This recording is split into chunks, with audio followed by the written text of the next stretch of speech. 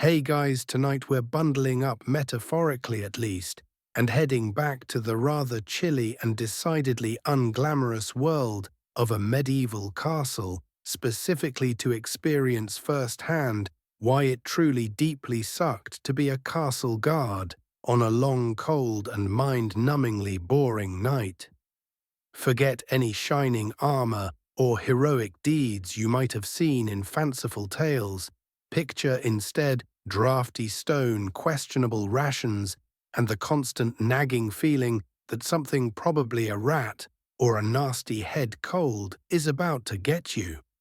You'll be stepping into the worn leather boots, if you're even lucky enough to have boots, of a man whose main job description involves standing very still in uncomfortable places for very long periods, often in the dark, trying not to freeze, fall asleep, or lose his mind to the sheer monotony of it all. Now a little reality check for you.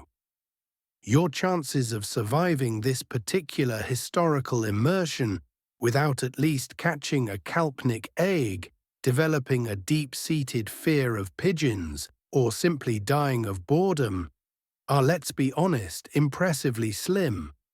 This wasn't a career path known for its comprehensive wellness benefits. So before you get comfortable, take a moment to like the video and subscribe, but only if you genuinely enjoy what I do here. And as always, I'd love to know where in the world you're joining me from and what time it is for you, so drop that in the comments below. Now dim the lights, maybe turn on a fan for that soft background hum, and let's ease into tonight's journey together. The sun, that great indifferent orb, is painting the western sky with streaks of dirty orange and a rather bruised-looking purple, a final reluctant flourish before it abandons your small corner of this damp and often dreary kingdom for presumably more cheerful climes. You watch its slow, inexorable descent from the grimy outer bailey of Castle Grimstone, leaning heavily on the rough stone wall, feeling the last vestiges of its meager warmth seep away from your face. The air, which held a certain crispness earlier in the day, now carries a distinct deepening chill, a damp promise of the long cold hours to come. For many in the castle, the cooks in the smoky kitchens, the ostlers bedding down the lord's horses, even the serfs trudging back to their hovels outside the walls, this fading light signals an end to labor, a time for meager food, and whatever brief exhausted rest can be snatched. For you, however, it is a summons. Dusk is your grim call to duty, the unwelcome curtain rising on another 8 or perhaps 10, or if the Baron is feeling particularly paranoid, 12-hour stretch of what can only be generously described as vigilance, but often feels more like advanced, prolonged standing in uncomfortable conditions. A distant mournful bleat from a battered bronze horn echoes across the courtyard, a sound less like a heroic call to arms and more like a cow insignificant distress. That's old Thomas the Gate Warden, dutifully if tunelessly signaling the official change of the watch. His enthusiasm for the task seems to match your own for beginning it. You sigh, a small visible puff of vapor in the cooling air. It's not a sigh of contentment, but one of profound bone-deep resignation. Another night. Another turn on the windswept battlements of this drafty, perpetually damp stone pile that your Lord Baron von Strudel affectionately and with no discernible irony calls home. You suspect the rats, who are far more numerous and arguably better fed than the guards, might have a more nuanced opinion on its homeliness. You push yourself away from the wall, your joints creaking in protest almost as loudly as the castle's main gate when it's being reluctantly opened. Time to collect your impressive array of state-of-the-art defensive equipment. This usually involves a trip to the so-called armory, which is in reality a damp, cobweb-infested shed leaning precariously against the inner bailey wall, smelling faintly of rust, mildew, and desperation. Here, under the roomy, indifferent gaze of a one-eyed man named Silas, who doubles as the castle's rat-catcher and chief dispenser of second-hand gloom, you are issued your nightly accoutrements. There's the helmet, a dented iron pot that was probably considered outdated even when your grandfather was a boy. It sits too low on your brow, obscuring your vision, or too high, offering your forehead as an open invitation to any passing pigeon with a grudge, or indeed an actual enemy archer, should one ever bother to attack this less than strategic fortress. Historians still argue whether the typical medieval castle guard assigned to routine night duty was a liveried household retainer with some formal military training and decent personal equipment, or more often a conscripted local peasant fulfilling a feudal obligation with whatever mismatched and often substandard gear the castle could provide. Looking at the helmet now being reluctantly handed to you by Silas, you strongly suspect you fall into the latter, significantly less glamorous category. Its previous owner, judging by the rather ominous dark stain on the inside padding, which consists mostly of lumpy, sweat-stiffened wool, did not have a particularly good last day on the job. You try not to think about that too much. Then there's the spear. It's long, yes, and nominally pointy, but the wooden shaft is rough and splintery in places, and the iron spearhead is pitted with rust, looking less like a deadly weapon and more like something you'd use to toast a very large, very tough piece of bread over a reluctant fire. You heft it. It's heavy, unwieldy, perfect for accidentally tripping over in the dark or poking your fellow guards in unfortunate places during the handover. Your employment package had such a thing existed beyond a vague promise of infrequent meals, and not being immediately flogged for minor infractions certainly wouldn't have highlighted proficient in advanced hypothermia exposure, or skilled in looking vaguely menacing with a rusty stick as key transferable skills. Your primary defense against the encroaching night chill is a cloak, or rather what remains of a cloak. It's a patchwork affair of faded, indeterminate wool, thin in places, suspiciously stiff in others, and smelling vaguely of damp dog and regret. Its original color might have been a noble russet or a practical gray, but successive generations of wear, tear, and unidentifiable stains have rendered it a sort of mottled, depressing brownish green, the color of old moss clinging to a forgotten gravestone. It offers about as much protection from a determined gust of wind as a carefully arranged spider web. You drape it around your shoulders, its familiar, slightly itchy weight a depressing reminder of the cold hours ahead. Perhaps you also have a leather jerkin, or if the Baron's coffers are feeling particularly generous this season, which they rarely are, especially since his unfortunate investment in that alchemist who promised to turn lead into gold, but mostly just turned expensive ingredients into bad smells, you might have a thickly padded gambeson. This quilted garment offers a bit more cushioning and insulation, but it's also heavy, restricts your movement, and after a few hours of wear, Especially if it gets damp, it develops its own unique ecosystem of interesting odors.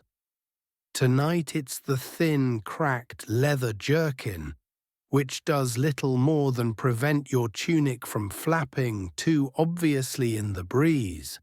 The other guards of the changing watch are similarly attired, a motley collection of weary men, young and old, their faces already etched with the familiar lines of boredom and discomfort that this particular duty engenders. There's very little conversation, just the occasional grunt, the clink of a spear butt on the cobblestones, the sigh of another soul contemplating the sheer, unadulterated tedium that awaits. Morale isn't exactly soaring. The sergeant-at-arms, a burly man named Grimbold, whose face looks like it lost a prolonged argument with a bag of particularly angry badgers, gives a cursory inspection. His motivational speeches are legendary for their brevity and their consistent theme, which usually involves variations on "stay awake, don't let the castle be overrun by miscreants," or heaven forbid the Baron's perpetually annoyed mother-in-law, or I'll have your guts for garters, and not the fancy silk kind either. Tonight he just glowers, which is his default setting, and jerks his thumb towards the looming silhouette of the North Tower. Your post. Joy. The last sliver of the sun has now vanished completely, leaving behind a sky the colour of a cooling bruise. The stars are beginning to prick through the deepening gloom, cold and distant, offering no comfort whatsoever. The air is sharp, carrying the smell of wood smoke from the castle kitchens, where they are no doubt preparing a hearty, savoury stew for the Baron and his guests, a stew you will only experience through olfactory rumour. You might also catch the scent of damp earth, the faint metallic tang of old iron, and the ever-present slightly musty aroma of ancient stone. You recall a local superstition your grandmother used to mutter, "Red sky at night shepherd's delight, grey sky at eve the guard will grieve." Tonight's sky is decidedly in the grieve category. A few torches have been lit around the bailey, their sputtering flames casting long dancing unreliable shadows, making familiar shapes seem strange and potentially threatening. These torches are another source of minor misery. They smoke, they drip hot pitch, and they have a disconcerting habit of either burning out too quickly, plunging you into sudden disorienting darkness, or flaring up unexpectedly, momentarily blinding you just when you're trying to peer into the gloom. It's all part of the castle's advanced, keep the guards on their toes, or at least thoroughly annoyed security system. You see a few of the castle's non-combatant population hurrying across the courtyard, heads down, eager to get to the relative warmth and safety of their quarters before full night descends. A scullery maid with a clattering wooden bucket, a nervous-looking clerk clutching a scroll, even the Baron's portly chamberlain waddling towards the great hall with an air of self-importance that seems impervious to the evening chill. They barely glance at you. You are part of the scenery, a fixture about as noteworthy as a gargoyle, and probably about as warm. A peculiar plant, a scraggly-looking herb with dark, oily leaves, grows in a forgotten crack near the armory shed. Old Man Hemlock, a poacher turned vaguely reputable village herbalist, once told you that some guards chew its bitter leaves to stay alert on long watches, claiming it sharpens the senses. He also mentioned as an afterthought that it tends to cause vivid, unsettling hallucinations of small chattering demons, and a profound conviction that your own boots are plotting against you. You've decided to give that particular herbal remedy a wide berth. Your imagination is perfectly capable of conjuring up phantom menaces without any pharmacological assistance. Thank you very much. The castle itself. Castle Grimstone isn't exactly a jewel in the Baron's crown. It's old, squat, and perpetually in need of repair. Some say it was built on the site of an even older forgotten fortress, perhaps one that saw some actual significant historical event, like a minor siege during the last dynastic squabble, or the time a previous baron accidentally declared war on a particularly aggressive flock of sheep. But now its main purpose seems to be to slowly crumble and provide a suitably imposing, if drafty, backdrop for the baron's less than imposing pronouncements. With a final resigned glance at the now star-dusted inky sky, you shoulder your spear. Its rough wood is already cold against your hand. Your thin cloak offers no solace. The dented helmet feels like a cold iron cage slowly descending onto your skull. The night stretches before you, an endless dark tunnel of cold boredom and the faint, persistent smell of mildew. It is time to begin your ascent to that lonely wind-swept perch on the North Tower, battlements your designated slice of nocturnal misery. You trudge towards the gaping maw of the North Tower's entrance, a dark, uninviting archway that seems to swallow the last vestiges of the twilight. The rough-hewn stones around it are cold and damp to your touch, as you pass almost as if the tower itself is exhaling a chilly, ancient breath. The air inside is immediately different from the bailey, heavier, stiller, and carrying the distinct earthy aroma of old stone dust, and something vaguely like damp straw that might have been here since the last unfortunate prisoner was briefly housed in the lower levels. This particular tower, rumour has it, is the oldest part of Castle Grimstone, built by Baron von Strudel's great-great-grandfather, a man whose reputation for architectural innovation was matched only by his legendary impatience with masons who complained about, say, a lack of wages or an excess of being dangled from high walls by their ankles.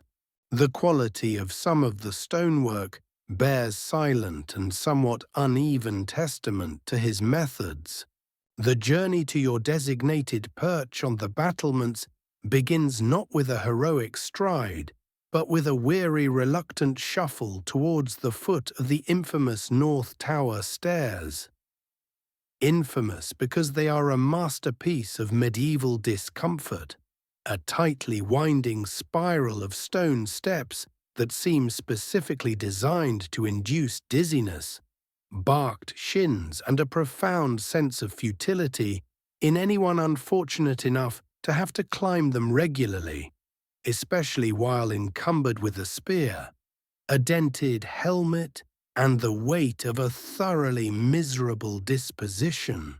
Architectural historians continue to debate whether such tightly winding spiral staircases in defensive towers, often turning clockwise as you ascend, were designed primarily for a defensive advantage, giving the right-handed defender, that's you in theory, a wider arc to swing a sword against an upward-climbing attacker who would be constrained by the central pillar, or if it was simply the most structurally efficient and space-saving method for such constructions within the thick, arrow-slit-pierced tower walls.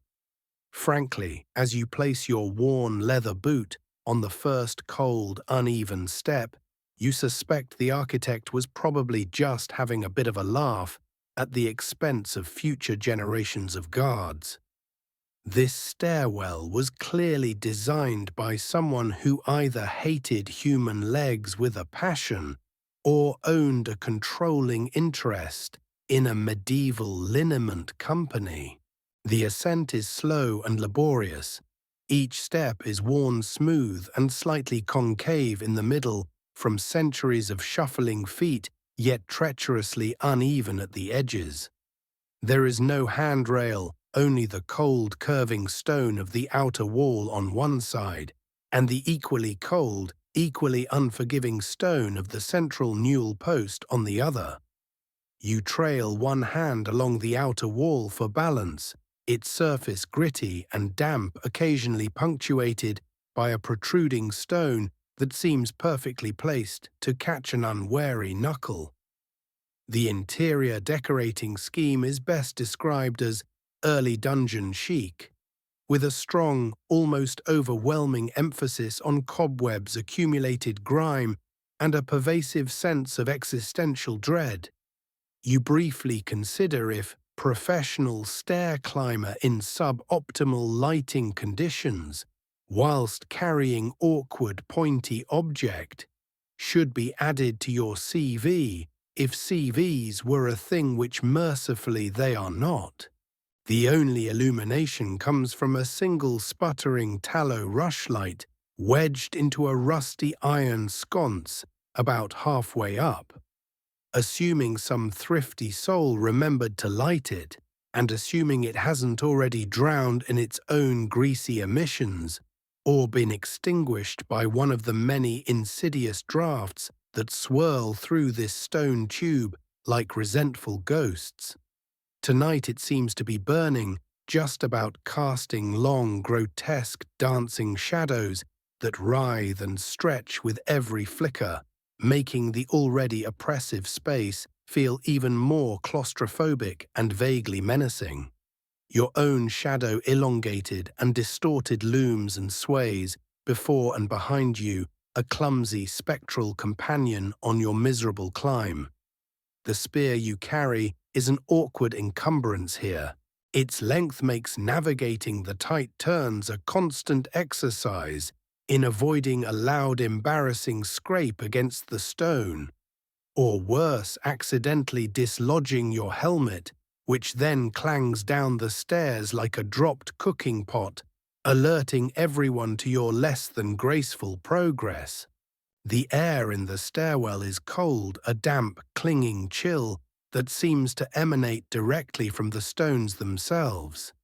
It smells of ancient dust, of unseen moisture seeping through the mortar, of the faint, musty decay of centuries. Occasionally, a stronger, colder draft will swirl down from above, a premonition of the wind that awaits you on the battlements, or up from below, carrying with it the faint, unsettling scent of the tower's lower, less frequented levels, places where you'd rather not contemplate what might be stored or forgotten.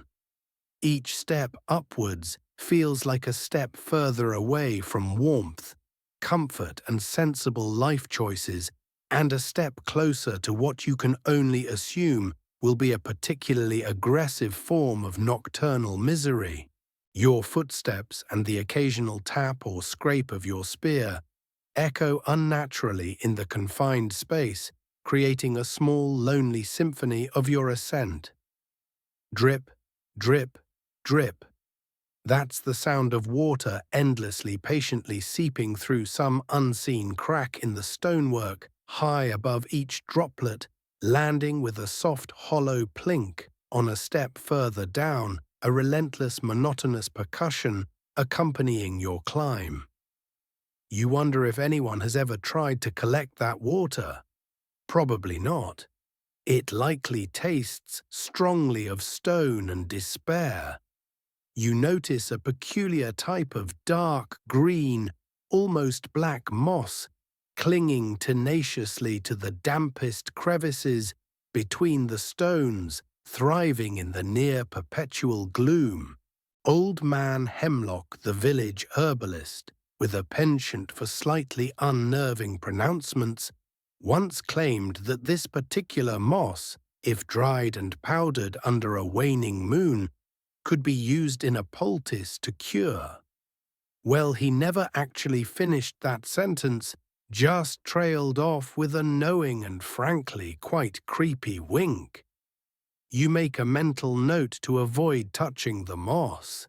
Halfway up, you pass a particularly large, roughly hewn stone in the wall, and your fingers trailing for balance brush against a series of crudely carved marks. You've seen them before, a collection of vertical lines like a prisoner marking off the days, and a roughly etched, rather unflattering caricature of what might be a pig wearing a crown, a piece of ancient anonymous rebellion, or perhaps just the work of a guard with too much time and a flint chip on a particularly long and boring night centuries ago. It's a small, silent connection to those who have suffered this same climb, this same duty before you. You wonder if they found it as deeply, profoundly tedious as you do. Almost certainly. Some things like the misery of a night watch in a drafty tower are timeless. The climb seems endless. Each turn of the spiral reveals only more of the same more cold, uneven steps, more damp, indifferent stone, more oppressive, flickering shadows. Your legs begin to ache with a dull, monotonous rhythm. Your breathing is a little more labored, the cool air rasping slightly in your throat. You try to distract yourself by counting the steps, but you always lose count somewhere around 50, distracted by a particularly treacherous loose stone or a sudden icy draft that seems to sneak directly down the back of your neck. You've heard tales that this very tower sustained some damage during a brief, ill-advised siege back in the days of Baron von Strudel's grandfather, the one who had a penchant for offensive poetry and even more offensive military tactics. The repairs undertaken with the Baron's characteristic blend of urgency and parsimony are said to be less than stellar in places, with some sections of the stairway feeling distinctly less stable than others. You try not to think about that either, especially when a step creaks ominously beneath your weight. The faint light from the distant sputtering rushlight below is now almost entirely gone, and the gloom ahead is broken only by the even fainter, paler light filtering down from the arrow slits high above slivers of the star-dusted night sky that seem impossibly far away. You are moving through a world of deep shadow, relying more on your memory of the steps and the feel of the wall than on actual sight. The air grows colder still, the wind beginning to moan audibly through those same arrow slits, a mournful, hollow sound that seems to be the tower's own lament. Then, just as you're beginning to suspect that the stairs might actually be a cruel, endless loop designed by some malevolent architect to trap unwary guards in a perpetual ascent to nowhere you see it, a subtle change in the quality of the darkness ahead.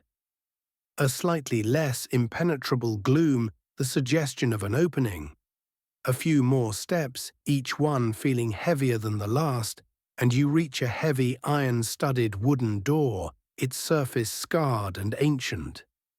Or perhaps it's just an open, unadorned archway, a dark hole leading out into the night. You pause for a moment, catching your breath, the sound loud in your own ears. The climb, that first small penance of your nightly duty, is almost over. Beyond this threshold lies the open expanse of the battlements and the full, uninterrupted embrace of the wind, the cold, and the long, dark hours of your vigil. You push open the heavy, creaking wooden door at the top of the stairs, or perhaps step through the unadorned stone archway and are immediately assaulted by the night. The wind, which had only been a mournful moan in the enclosed stairwell, is now a boisterous physical presence. It whips around the tower, snatching at your thin cloak, pressing cold, invisible hands against your face and howling past your ears with a noise like a chorus of banshees, complaining about the quality of their ectoplasm. Compared to the stuffy, almost stagnant air of the tower's interior, this is a shocking, invigorating, and deeply unpleasant change. You take an involuntary step back, almost regretting the end of that seemingly endless climb. Almost. Before you stretches the narrow wall-walk of the North Tower, battlements a stone pathway perhaps 4 or 5 feet wide, with the crenellated parapet on one side offering its gapped-toothed defense against the vast inky blackness of the night sky, and the sheer drop into the castle courtyard, or the even more daunting drop to the rocky ground outside the walls on the other. The starlight, though brilliant in the clear, cold air, does little to truly illuminate your surroundings, casting the world in shades of deep indigo and impenetrable shadow. You can just make out the faint, darker silhouette of the distant rolling hills, or the blacker smudge of a nearby forest. There are no friendly village lights out there, no comforting glow from a wayside inn. Just a vast, empty darkness, punctuated by the cold, indifferent glitter of a billion stars. It's enough to make a man feel very small, very insignificant, and very, very exposed. Your designated post is a particular section of this walkway, perhaps nestled between 2 squared-off merlons, those solid, upright sections of the parapet that offer a modicum of protection from incoming projectiles, should any projectiles be so inclined as to come your way tonight, which seems highly unlikely. The Baron's recent improvements to the battlements after he heard a rather far-fetched tale from a travelling merchant about siege ladders capable of reaching unprecedented heights and possibly serving refreshments, involved adding a few extra layers of poorly mortared stone to certain sections. Yours, naturally, is one of these upgraded spots, and the new stonework seems to have introduced several exciting new drafts that the old, merely ancient and crumbling stonework hadn't quite managed. Progress, you suppose. You trudge over to your spot, your spear butt thudding dully on the cold flagstones. The stone beneath your worn leather soles is uneven, slick with a fine, almost invisible layer of nighttime dampness, and radiates a penetrating chill that seems determined to creep up through your legs and settle deep within your bones. You lean your spear carefully against one of the merlons, its rusty point aimed vaguely at the uncooperative heavens. Then you begin the familiar, futile ritual of trying to arrange your ill-fitting accoutrements into some semblance of comfort, or at least into a configuration that minimizes the most acute forms of discomfort. This is what you call the armor's awkward hug. It's supposed to protect you, but mostly it just constricts, chafes, and makes you acutely aware of its many failings. Your dented iron helmet, which felt like a cold cage on your skull during the climb, now feels like a resonant chamber specifically designed to amplify the mournful whistling of the wind, with the added bonus of channeling any particularly icy gust directly onto your ears or down the back of your neck. You try to adjust the lumpy wool padding or what's left of it, but it's a lost cause. It either slips too far forward, giving you a charming view of the inside of your own nasal cavity, or it rides up, leaving your forehead feeling naked and vulnerable. You settle for a precarious balance that you know will require constant readjustment throughout the night. Your neck already aches in anticipation. The thin patched leather jerkin you wear over your coarse woolen tunic offers little resistance to the biting wind. You can feel the cold seeping through it, raising gooseflesh on your arms. You pull your threadbare cloak tighter around you, hunching your shoulders, trying to create a small pocket of relatively less frigid air. The cloak, however, seems to have other ideas. Its worn fabric flaps and billows with every gust, sometimes threatening to whip up over your head like a badly behaved sail, other times just allowing the wind to sneak under its edges with gleeful impunity. This cloak wouldn't keep a determined rumour out, let alone a determined northern wind in the dead of night.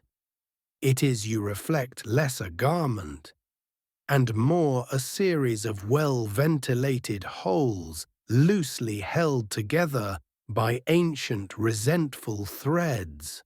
You find a spot to lean against the cold stone of the parapet, hoping to gain some shelter from the wind. The stone, however, is like a block of ice, sucking any residual warmth from your body with an almost audible sigh of satisfaction. You shift your weight from one foot to the other, trying to keep the circulation going in your legs. The castle's central heating system, you muse, appears to be based entirely on wishful thinking, the body heat of overcrowded rats, and the occasional entirely unconfirmed passing dragon. As a guard, you are not so much standing watch as actively participating in an involuntary long-duration experimental study on the physiological and psychological effects of prolonged wind chill on poorly dressed and inadequately fed individuals. You suspect the results, if ever published, would not encourage recruitment. The degree to which ordinary castle guards on night watch, such as yourself, were expected to remain constantly mobile, perhaps patrolling a designated section of the wall walk between two towers, or checking on specific points, versus being stationed at a more fixed sheltered, or in your case spectacularly unsheltered observation point, is a detail not always clear from surviving medieval military manuals or household records. Tonight your orders from Sergeant Grimbold were typically succinct. North Tower. Stay there. Don't die. Don't let anyone else die, especially not the Baron or his prize-winning sow. So a fixed point, it is a fixed point of accumulating misery. You peer out through one of the narrow arrow slits, a vertical slice of darkness. The slit itself is angled downwards, designed to allow an archer to shoot at attackers below, while remaining relatively protected. For you, it mostly serves as another entry point for the wind, and a frustratingly limited window onto a world you can't really see anyway. You might catch a glimpse of the faint silvery sheen of the river that winds its sluggish way through the valley far below, or the even fainter, almost imperceptible glow from a distant charcoal burner's hidden camp, deep in the woods. Mostly it's just varying shades of black. The sounds are stark and lonely. The constant multifaceted voice of the wind is your primary companion. It sighs, it whistles, it moans. It sometimes shrieks like a soul in torment, or perhaps just like Sergeant Grimbold when he discovers someone has borrowed his favorite whetstone. There's the occasional flap and snap of your own cloak, the distant melancholy bark of a dog from the village beyond the castle walls, the rustle of dry leaves in the courtyard below if the wind dips down there, and sometimes a strange soft scratching or skittering sound from within the stonework itself, a sound you try to convince yourself is just the stones settling or a particularly ambitious mouse, and not as old superstition would have it the restless spirit of that mason who great-great-grandfather von Strudel had walled up for complaining about the quality of the mortar. The very stones of these ancient battlements are covered in places with a tough grey-green lichen, a hardy organism that seems to thrive on nothing but cold damp and neglect, much like the guards themselves. Local law passed down through generations of equally miserable centuries claims that this particular lichen, which remains stubbornly grey for 364 days of the year, will bloom with tiny, almost invisible, blood-red flecks on the very eve of a truly significant or calamitous event for the castle. You've been watching it for years. It remains steadfastly, disappointingly grey. Clearly nothing truly significant or calamitous ever happens on your watch, which is probably for the best, but it does make the nights drag. You try to find a slightly more comfortable position, wedging yourself into the angle between a merlon and the inner wall of the parapet, hoping to create a tiny pocket of shelter. It makes a marginal difference, perhaps reducing the wind's direct assault from 3 sides to only 2.5. You stamp your feet, trying to bring some feeling back into your toes, which are already beginning to feel like small detached blocks of ice. Your spear leaning beside you gleams faintly in the starlight, its rusty point looking particularly uninspired tonight. You adjust your helmet for the 14th time. It's going to be a long, long night. The initial discomforts of arriving at your post, the immediate shock of the wind and the cold, are now settling into a familiar dull ache, a baseline of misery upon which the rest of the night's discomforts will be built.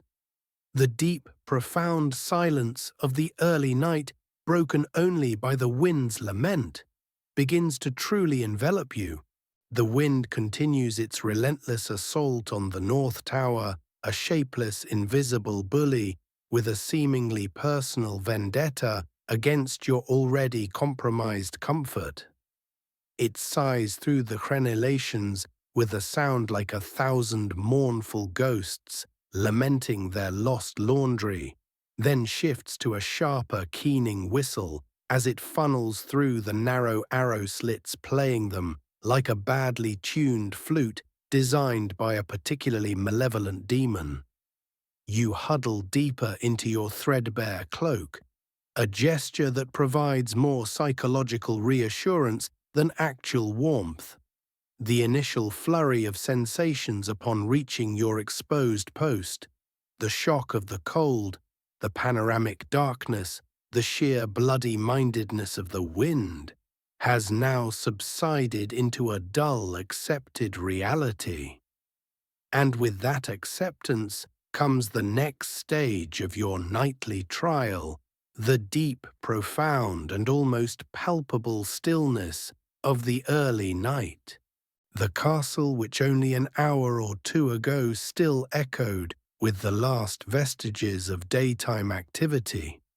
The clatter of pots from the kitchens, the distant shouts of grooms in the stables, the creak and groan of the great portcullis being lowered for the night, has now fallen into a heavy collective slumber. The curfew bell, if your small backwater castle even boasts such a sophisticated piece of civic timekeeping, would have rung its dull clang long ago, officially plunging the hovels of the village outside the walls. into a darkness, and quiet enforced as much by mayoral decree as by simple exhaustion. The effective use of lone sentries, such as yourself, in reliably detecting stealthy incursions during these hours of deep darkness and often poor weather conditions, especially when pitted against a determined foe employing cunning and silence, versus a more dynamic system of frequent smaller and perhaps more mobile patrols moving between designated points, is a point of ongoing and likely unresolvable discussion among military historians specializing in medieval siegecraft and castle defense strategies. You, however, are not a military historian. You are just one very cold, very bored man on a very tall, very dark wall, and the silence for now is absolute, save for the wind's eternal grumbling. It's a peculiar kind of silence, this early night stillness. It's not truly empty. It's a silence filled with tiny, almost imperceptible sounds that your ears, starved of any other stimulus, begin to magnify and dissect with an almost painful acuity. You can hear the faint, dry rustle of your own woolen tunic as you shift your weight from one numb foot to the other. You can hear the incredibly soft, almost inaudible whisper of the ancient stone of the tower itself as it contracts in the cooling air, a sound like the faintest exhalation of a sleeping giant. Sometimes a loose pebble on the wall walk, dislodged by a particularly strong gust, will skitter a few inches with a noise like tiny ghostly claws. And then there's the sound of your own body, the dull thud of your heart in your chest, the surprisingly loud rasp of your own breathing, the occasional involuntary gurgle from your stomach as it contemplates its earlier inadequate offerings and begins to compose a mournful ballad of emptiness. This is the kind of profound quiet that makes you start to hear your own eyelashes blinking, or perhaps you just begin to suspect that your ears are developing an overly dramatic imagination to combat the sheer lack of anything interesting to report. The wind, of course, is the lead performer in this nocturnal orchestra of desolation. It never truly stops, but its character is constantly shifting. Sometimes it's a low guttural moan that seems to vibrate through the very stones beneath your feet, a sound from the deep earth. Other times it's a high, thin shriek that slices through the darkness, making the hairs on the back of your neck prickle, even though you know it's just air forcing its way through a particularly narrow crack in the merlon beside you. And then there are the moments when it drops to a series of soft, sibilant whispers, as if sharing ancient, unspeakable secrets just beyond the range of your comprehension, secrets that you're probably better off not knowing anyway, especially if they involve how many more hours you have left on this god-forsaken watch. The night's entertainment program, you reflect, consists primarily of name that gust of wind. Is it the mournful sigh or the impending doom howl? And the ever-popular guessing game, is that a threatening silence indicating an approaching enemy or just your standard Tuesday night castle? Silence, spoilers. It's almost always the latter. You try to keep your eyes fixed on the impenetrable darkness beyond the castle walls, scanning for any telltale flicker of a torch, any stealthy movement, any sign that the neighboring Baron von Grumblesnitch is finally making good on his drunken threat to liberate your Baron's prize-winning pig, the one Sergeant Grimbold is so keen on protecting. but the darkness is absolute, a vast, featureless void that swallows light and detail with an insatiable appetite. The stars, though brilliant, offer no useful illumination of the terrain below. They are too high, too distant, too coldly indifferent to your earthly concerns. Your job description, you muse, could be accurately summarized as stare intently into the void for extended periods. The void may or may not stare back. Current odds heavily favor may not. The void is also quite chilly and shows a distinct lack of appreciation for your efforts. This deep stillness is when the boredom, a far more insidious enemy than any flesh and blood foe, truly begins its assault. It creeps into your mind like the damp cold creeps into your bones, slowly, inexorably numbing your senses, dulling your alertness. Your thoughts begin to drift like dry leaves on the wind. You might find yourself replaying in excruciating detail every single uneventful moment of your previous day, or trying to remember the precise ingredients of that surprisingly edible stew your spouse made 3 weeks ago, or contemplating the profound philosophical question of whether one particular rat in the barracks has a personal vendetta against your left boot. The struggle to maintain focus, to remain vigilant when there is absolutely nothing to be vigilant about, is a silent internal battle waged every night by every guard on every lonely rampart, in every drafty castle across the land. Occasionally a sound from the natural world will briefly pierce the monotony.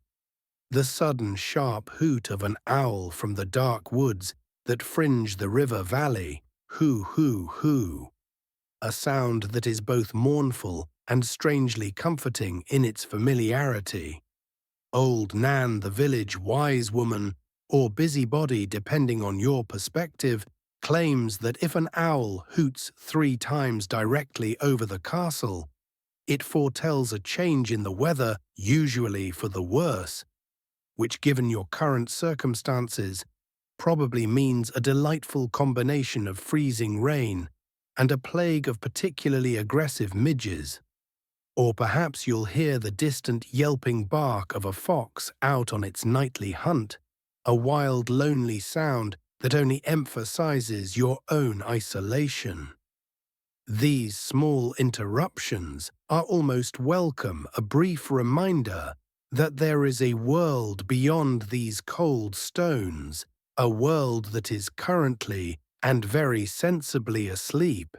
You shift your weight again, stamping your feet, trying to drive away the numbness that is creeping up from your toes. The cold stone of the parapet feels like it's actively drawing the warmth out of you through your thin cloak and jerkin. You run your gloved hands, if you're lucky enough to have gloves, and if they don't have too many holes in them, up and down your arms, trying to generate a little friction, a little heat. It's a mostly futile endeavor. The night has 1,000 ways to make you cold, and you have only a few very inadequate ways to try and stay warm. The silence deepens further.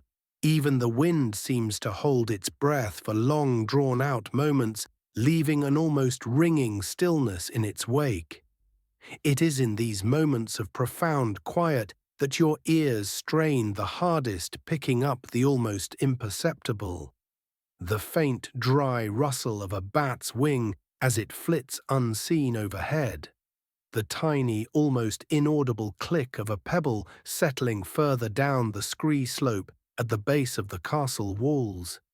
The surprisingly loud, rhythmic thumping of your own heart, a solitary drumbeat in the vast emptiness. It is a stillness that feels ancient, primal, the quiet of a world holding its breath, waiting for a dawn that seems an eternity away. You find yourself gazing out through the nearest arrow slit, that narrow vertical slice of the world, into the impenetrable blackness beyond.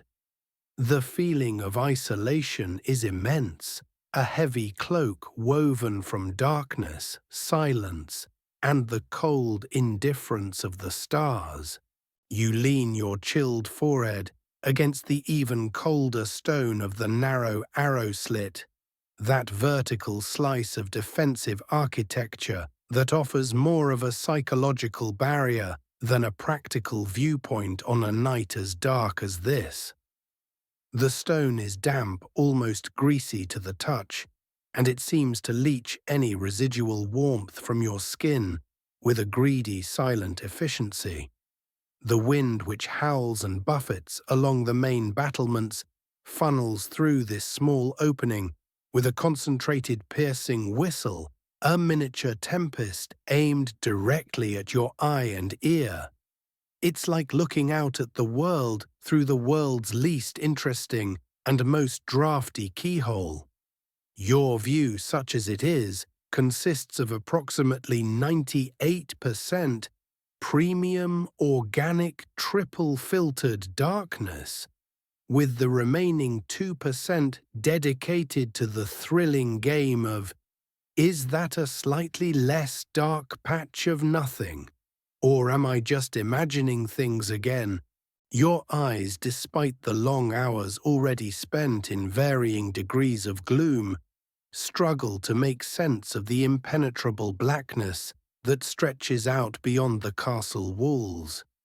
You blink, trying to clear them, hoping that some detail, some feature of the familiar daytime landscape will resolve itself. But the night stubbornly refuses to yield its secrets.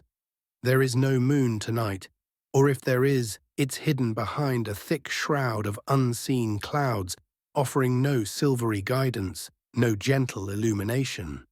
The stars, though bright and numerous, in the clear patches of sky directly above you, cast no discernible light upon the sleeping earth below. It is a darkness that feels absolute, ancient, a primordial void that swallows all shapes, all colors, all sense of distance. You know from countless tedious daylight hours spent at this very same post, what should be out there. To the north, the land slopes gently down towards the sluggish, reed-choked river Grumble, which, according to local legend, was named after a particularly discontented water spirit who complains incessantly about the quality of the local fish. Beyond the river, the dark smudge of the Whispering Woods begins a place where even hardened charcoal burners tread carefully and sensible folk avoid altogether after dusk, thanks to an overabundance of wolves' shadows and unsettlingly specific folklore. To the east, the land is flatter, a patchwork of small fallow fields belonging to the village serfs' fields that recently saw a new decree from the Baron strictly enforced by the ever-vigilant Sergeant Grimbold, insisting that all stubble-burning and field-clearing fires must be extinguished well before nightfall to prevent any unfortunate misunderstandings with neighboring fiefdoms, or perhaps just to make your job of spotting actual threats even more impossible. This new rule has certainly contributed to the profound, unbroken blackness you now survey. Tonight, however, all these familiar features are lost, subsumed into the undifferentiated gloom. The river is an unseen presence, its existence betrayed only by the slightly damper chill in the air when the wind shifts from that direction, and perhaps by the distant, almost inaudible chorus of amorous frogs, if they are feeling particularly vocal and the wind is in your favor. The Whispering Woods are just a denser, more menacing block of black against the slightly less black sky.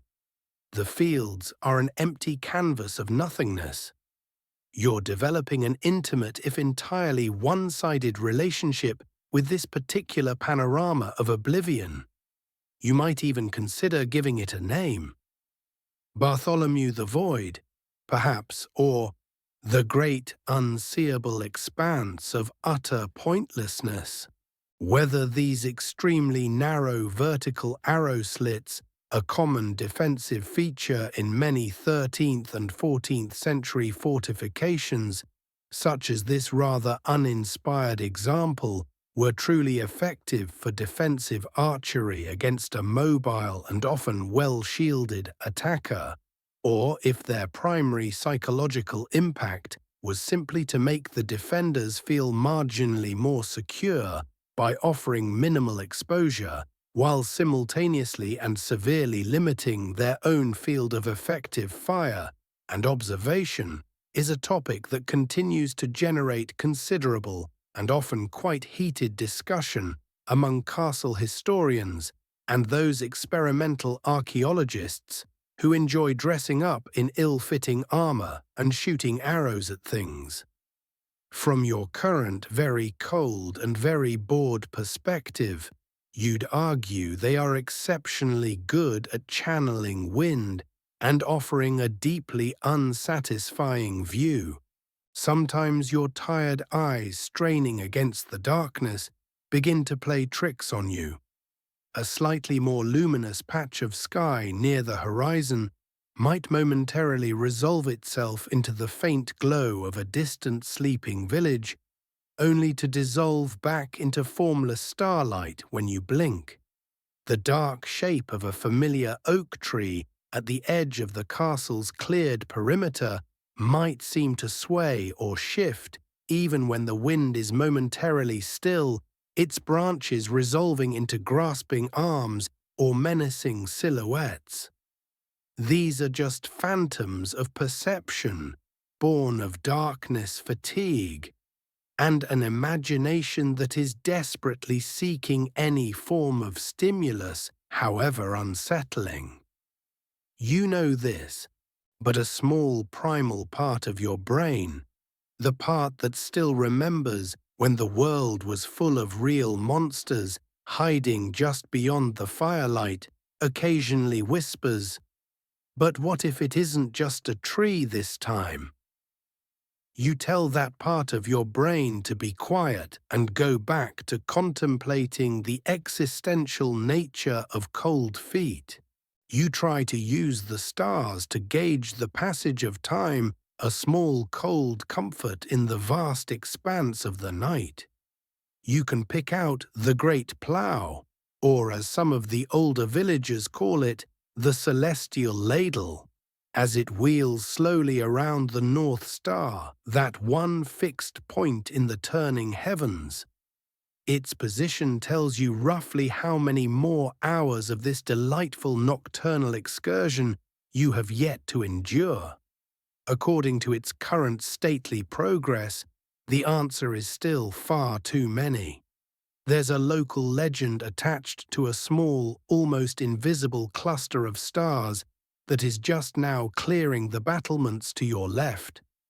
They say it represents the lost children of the mist, two unfortunate souls who wandered into the whispering woods centuries ago and were never seen again, their spirits now guiding or perhaps misguiding lost travelers. You try not to look at them too directly. No point inviting that kind of spectral company on a night like this. The wind, your constant companion, continues its mournful song through the arrow slit, sometimes carrying with it faint unidentifiable scents from the world beyond. The damp earthiness of a freshly turned field far away, the sharp resinous tang of pine from the deep woods, or even on a rare, still night, the almost imperceptible salty hint of the distant sea. Though that is many, many leagues from here, tonight it mostly just smells of cold stone and impending rain. You shift your position, slightly pressing your other eye to the narrow opening hoping a change of perspective might reveal, well, anything really. But the view remains stubbornly magnificently empty. The local tourism board, if such an entity existed, probably wouldn't feature experience profound existential doubt while gazing into featureless oblivion from a very small, very windy stone slit as one of Castle Grimstone's prime attractions. It lacks a certain broad appeal. The profound silence broken only by the wind and the occasional distant night sound, coupled with this visual deprivation, creates a unique sense of isolation. You are a tiny solitary speck of consciousness perched on the edge of a vast sleeping world. The rest of the castle is lost in slumber behind you, its inhabitants presumably warm, or at least warmer than you in their beds. You are the castle's eye in the darkness, its unsleeping guardian, though what you are guarding against tonight seems to be nothing more than the slow creeping advance of boredom and the ever-present threat of developing a permanent crick in your neck from peering through this blasted slit. The sheer, unadulterated emptiness of the view eventually begins to turn your attention inwards. When there is nothing to see, nothing to hear, but the wind and your own thoughts, the mind tends to focus on more immediate, more personal concerns. And as you stare out into the dark, indifferent void, another more internal void begins to make its presence known with a low, mournful rumble. The vast, empty landscape outside is suddenly and rather unpleasantly mirrored by the increasingly vast, empty landscape within your own stomach. Your stomach emits another low, mournful rumble, a sound that seems to echo the wind's lament through the arrow slit. Or perhaps it's just joining in the general chorus of misery that defines your current existence. It's an empty, hollow sound, a percussive protest from within, reminding you that staring into the void, however diligently, does little to provide actual sustenance. The vast, indifferent darkness outside your lonely outpost is now being keenly mirrored by an equally vast and increasingly insistent emptiness within your own belly. It's as if your internal landscape has decided to synchronize with the external one bleak cold and desperately awaiting some form of illumination, preferably in the form of a roasted chicken, or at the very least a piece of bread that doesn't require a stonemason's chisel to break. You try to ignore it, this gnawing sensation. You shift your weight again, leaning your other shoulder against the cold, unyielding stone of the merlon. You try to focus on the sounds of the night, on the patterns of the stars, on the vital and entirely imaginary task of spotting an invisible enemy in the impenetrable darkness. But hunger is a persistent, unwelcome companion, a guest who arrives uninvited and then complains loudly about the lack of refreshments. It has a way of elbowing aside all other thoughts, all other discomforts, and taking center stage in the theater of your misery. Your stomach is currently performing a rather poignant, if somewhat repetitive, dramatic monologue about the tragic and prolonged absence of anything remotely edible. Your mind, in a desperate attempt to either placate or further torment itself, begins to conjure up images of your allotted rations. These are not the warm, comforting visions of hearth and home-cooked meals that might sustain a more fortunate soul. Oh no. Your culinary daydreams are made of sterner, staler, and significantly less appetizing stuff. There's the bread, of course. The cornerstone of any self-respecting medieval diet, or so the saying goes. Your particular cornerstone, however, is usually a wedge of dark, heavy rye or barley bread, so dense it could probably be used to caulk a leaky boat, and so hard it often feels like you're gnawing on a piece of dried timber. Sometimes, if the baker was feeling particularly uninspired, or the flour was of an even lower quality than usual, perhaps due to the recent poor harvest that has everyone tightening their belts and grumbling about the price of even mouldy grain, it will have a distinctly sour taste and a texture that suggests it might have already been used as a doorstop for several weeks before being deemed fit for guard consumption. You dream of a mythical land where bread isn't primarily a dental challenge, a land where teeth go to retire, not to engage in mortal combat with their breakfast. Then there's the prospect of a little something to go with the bread, if the castle quartermaster is feeling generous, or if there hasn't been a recent infestation of particularly discerning weevils in the storerooms. This something might be a sliver of heavily salted dried meat, so salty it makes your eyes water, and so tough it provides your jaw with a workout that would make a blacksmith envious. Or perhaps a piece of equally desiccated odoriferous fish, its origins, and vintage a matter of grim speculation.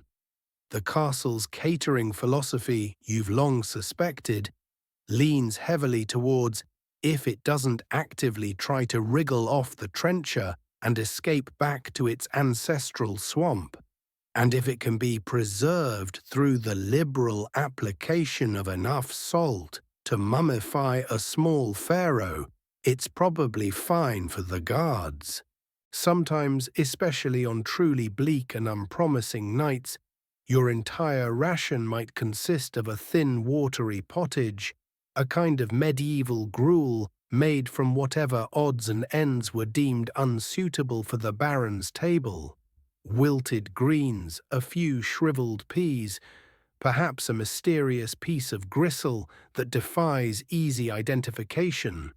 It's usually served lukewarm in a wooden bowl, and its primary characteristic is its profound lack of flavor, unless you count the faint underlying hint of desperation.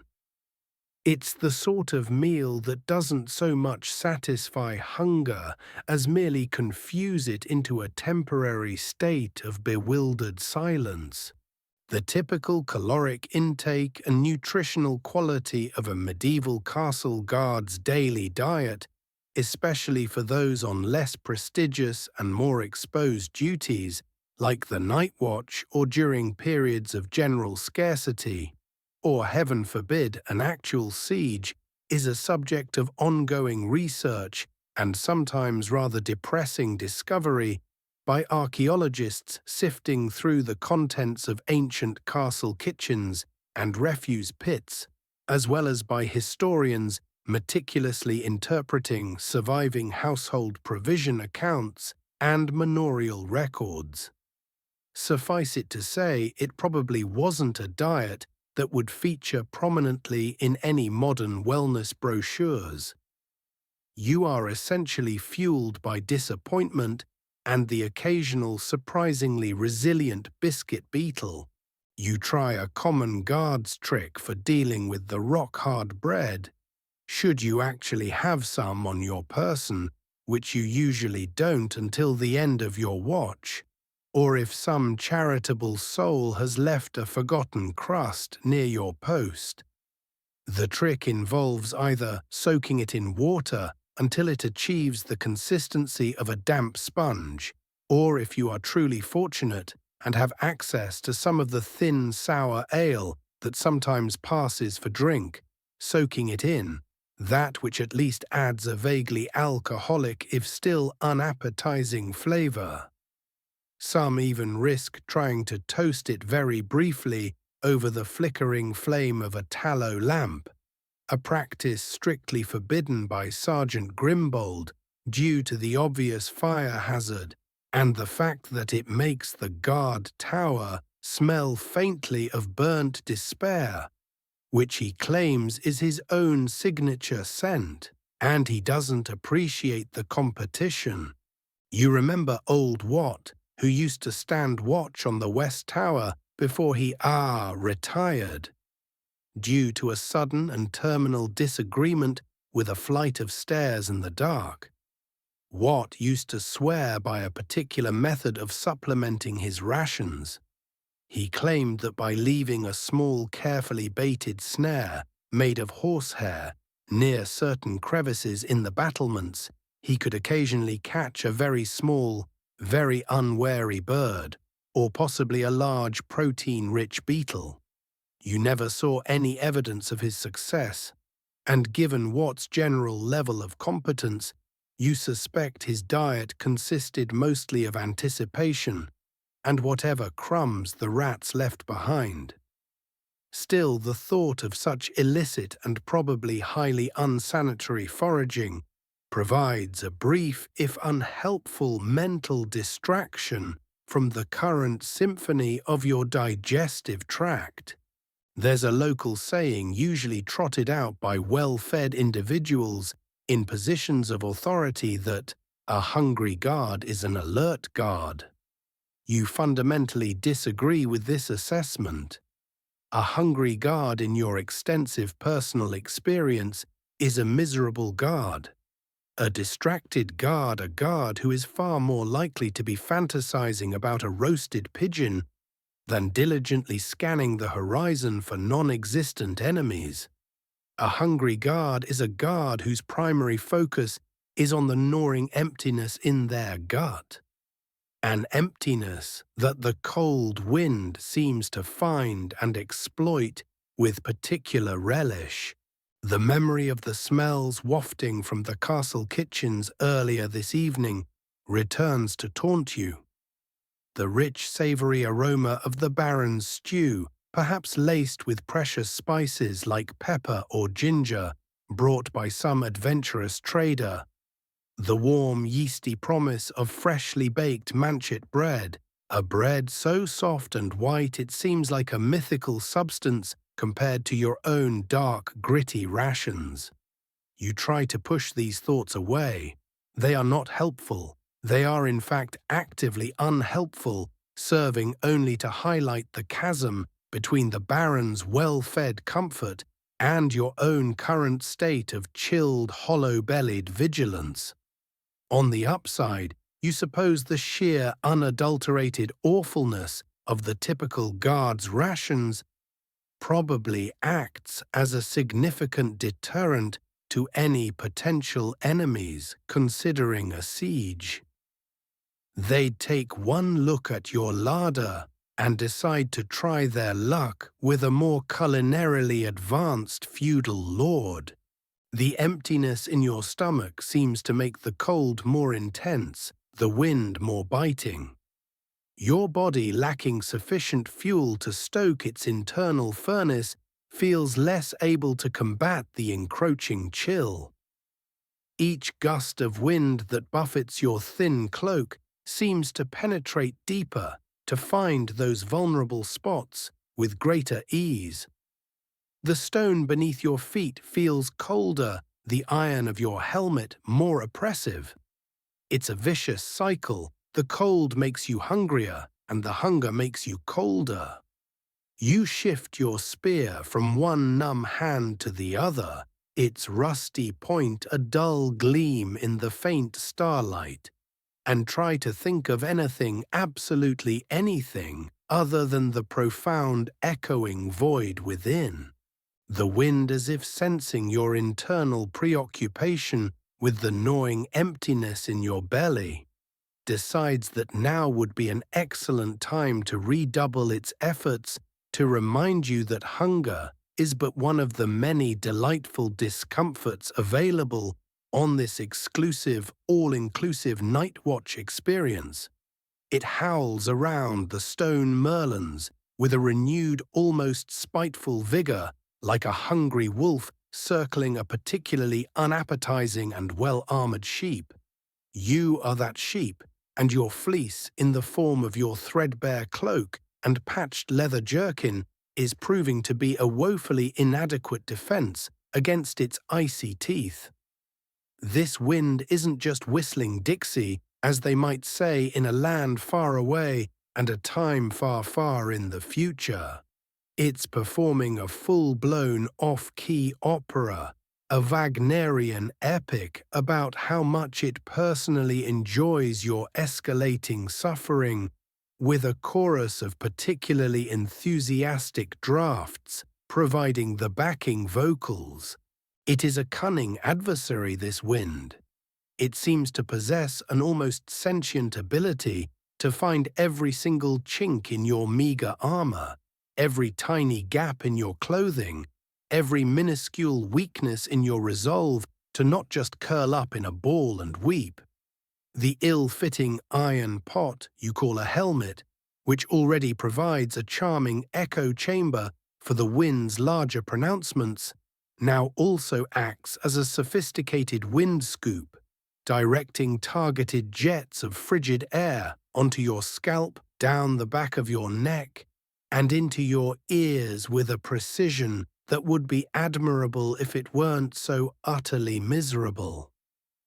You can feel your hair already damp with the night's chill stiffening into tiny protesting icicles beneath it.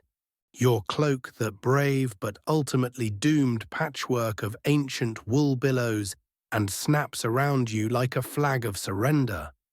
You try to clutch its edges together at your throat, but the wind simply laughs, a cold, dry, rustling laugh, and pries your numb fingers open or finds a new ingenious route under your armpits or around your legs.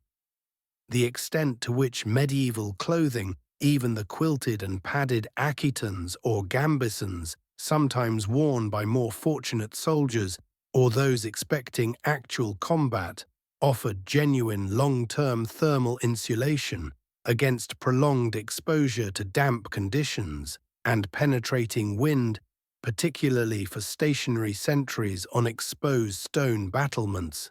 Like yourself, is a matter of ongoing study and practical experimentation by historical textile experts and dedicated reenactors, who presumably have a much higher tolerance for voluntary discomfort than you currently possess. Your current ensemble, you can definitively report, offers an insulation value roughly equivalent to that of a single very surprised cabbage leaf. The cold is no longer just a surface sensation. It has begun to seep into your very bones, a deep aching chill that settles in your joints and makes every small movement a creaking, reluctant effort.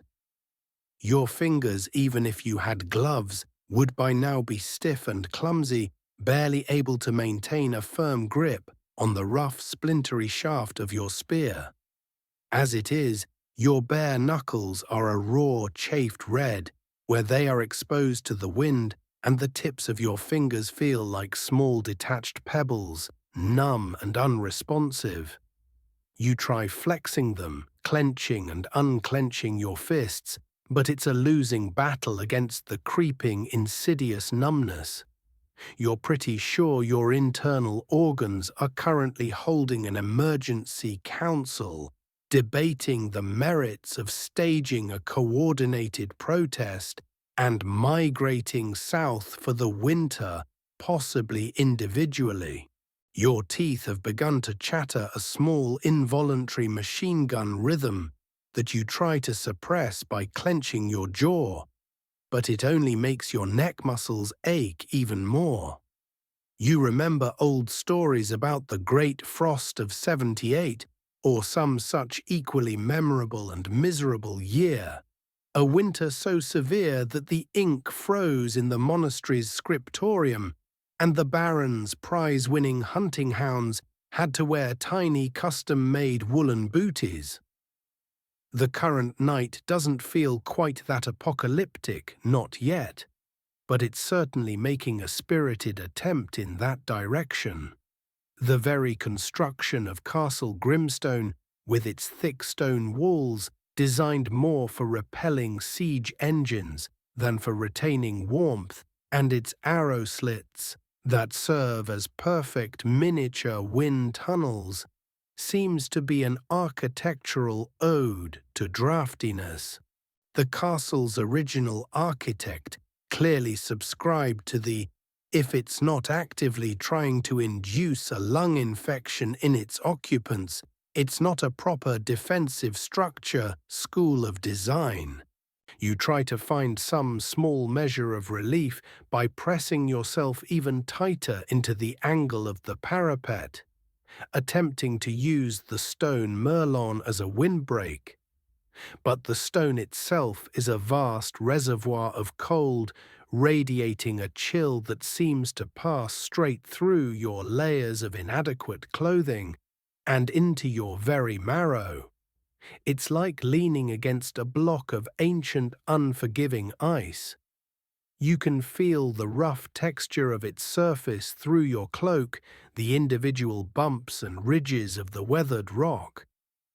Sometimes on nights like this, when the dampness is particularly pervasive, a specific type of grey-green lichen that clings to these exposed stones takes on a slightly darker, almost oily sheen, as if it too is hunkering down against the cold. You might know of certain folk remedies whispered amongst the guards during warmer, more optimistic moments. Some swear by rubbing goose grease, if you can get any past the cook's watchful eye, onto exposed skin. Others speak of a particular pungent herbal rub made from crushed nettles and something that smells suspiciously like old cheese, which is said to create a pleasant warming sensation, though you suspect it mostly just creates a pleasant opportunity for everyone else to stand upwind of you. There's also a belief that certain winds, especially those that blow directly from the north on a moonless night without a single star to guide them, carry ill fortune, sickness, or the mournful spirits of those lost in blizzards. You try not to dwell on such cheerful thoughts. The wind is quite capable of making you miserable enough on its own, without any added supernatural malevolence. The sound of the wind is a constant complex symphony.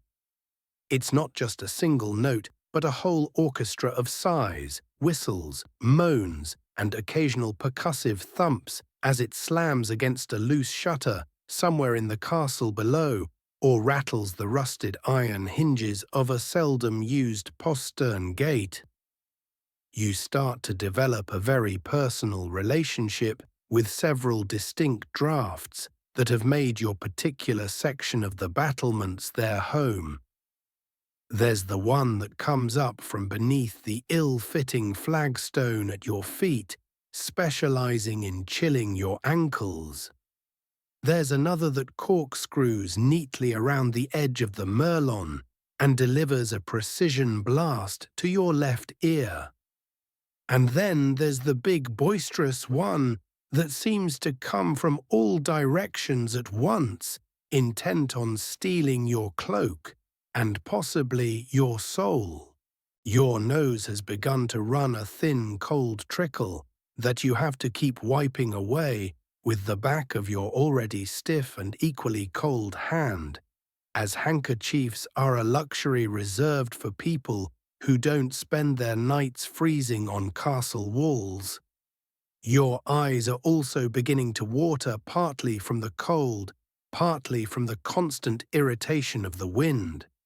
The tears, or perhaps just the excessive moisture, blur your already limited vision of the darkness, making the few faint stars you can see shimmer and distort, and causing the deeper shadows around you to seem even more active, more filled with an unseen shifting presence. The world beyond your shivering form becomes a watery, indistinct canvas of black on black, where the wind is the only truly tangible thing, its icy bite, the most pressing reality. The tears, or rather the watery protest, your eyes are lodging against the relentless wind and cold sting and blur your already compromised vision. The few faint stars that were once sharp, distant pinpricks of light now seem to trail luminous tails streaking across your watery field of view like tiny disinterested comets.